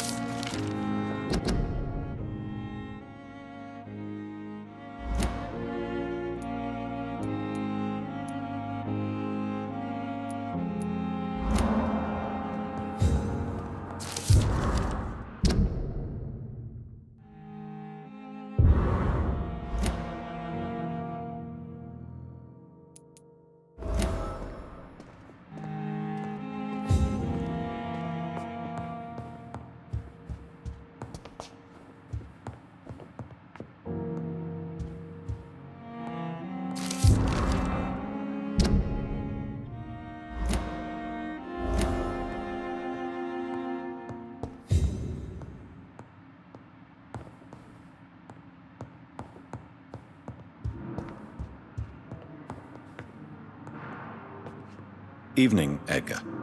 Could I get your professional opinion? Please speak. But I have something important to tell you. This strain of flu, it's very different from the one I saw in Europe. It's downright peculiar. Really?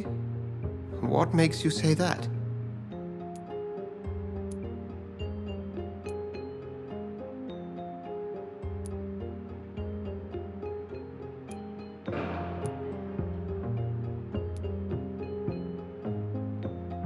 I've just looked at the blood of one of our recently deceased. I see. Do you have anything more to go on? This disease spreads and looks like the Spanish flu, but its effects differ greatly. The London strain is different from the continental one. This is very interesting. Did you find something else?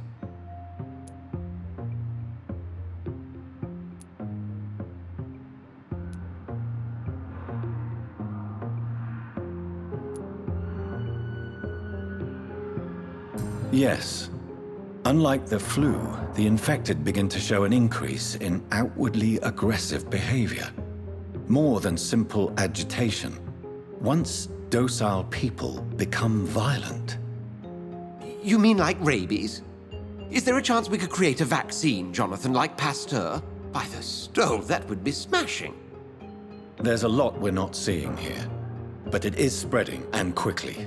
If we don't act, the whole city could be lost. But Jonathan, we've a fantastic opportunity sitting right here in front of us. A weapon of choice.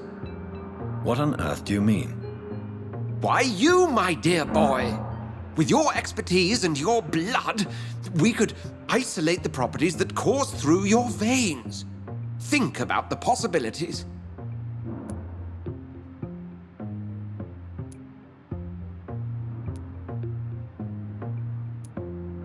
But the risk of infection using vampire blood could compound the situation. I know, but your blood now carries remarkable regenerative properties. With our minds and your blood, there's nothing we couldn't cure. We'll discuss this more later. Thank you for your time. No, thank you, Jonathan. But as I said, I needed to talk to you. I have some rather bad news. Yes? I'm afraid it's your sister. My sister? She's to be buried this evening at Whitechapel Cemetery. Your mother published the obituary this morning. I see. I'm sorry, Jonathan. Please accept my condolences.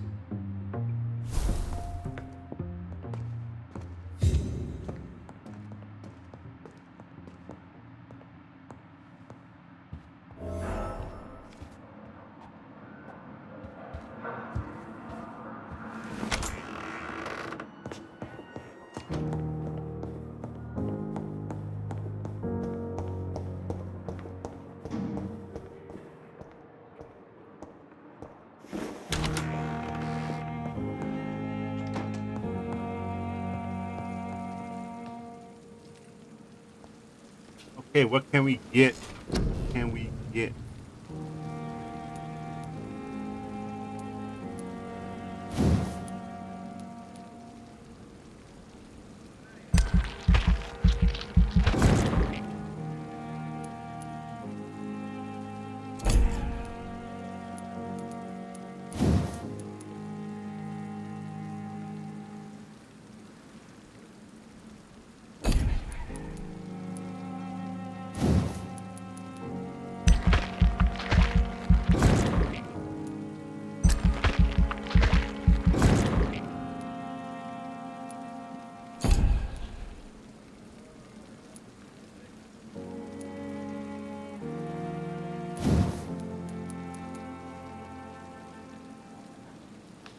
They only need 1,000.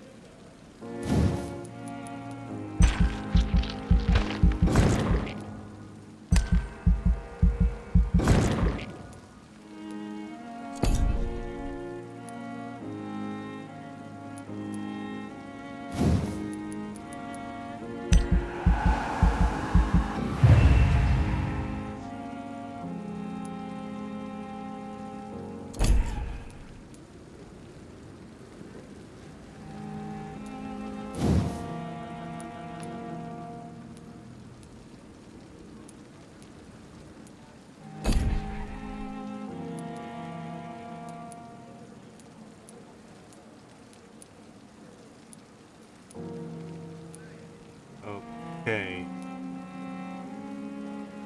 Now I'm level 12.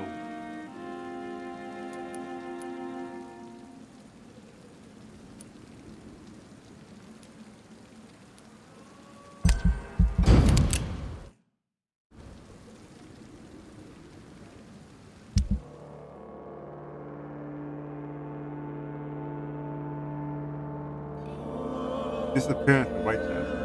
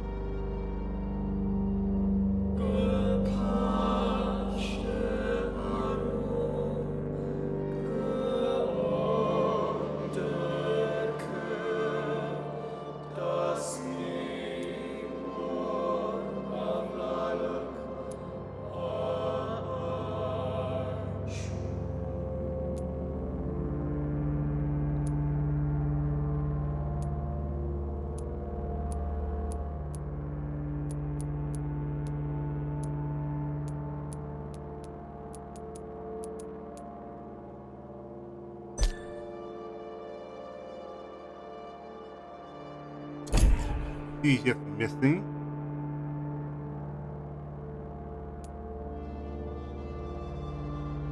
That charmed her.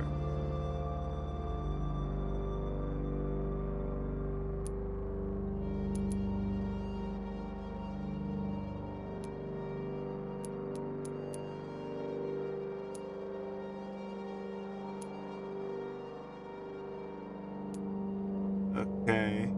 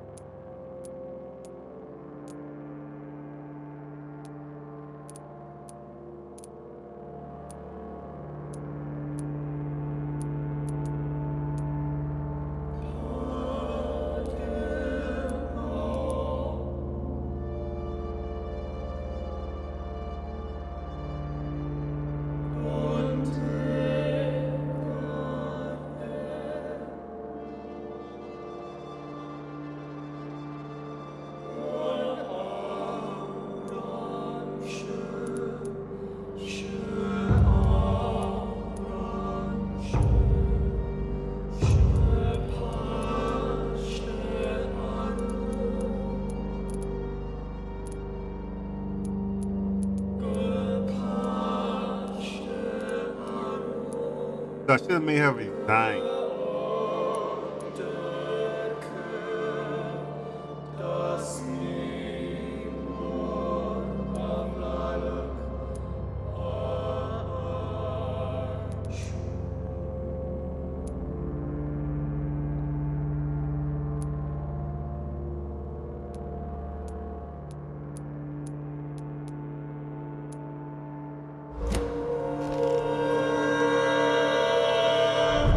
I should have made her resign.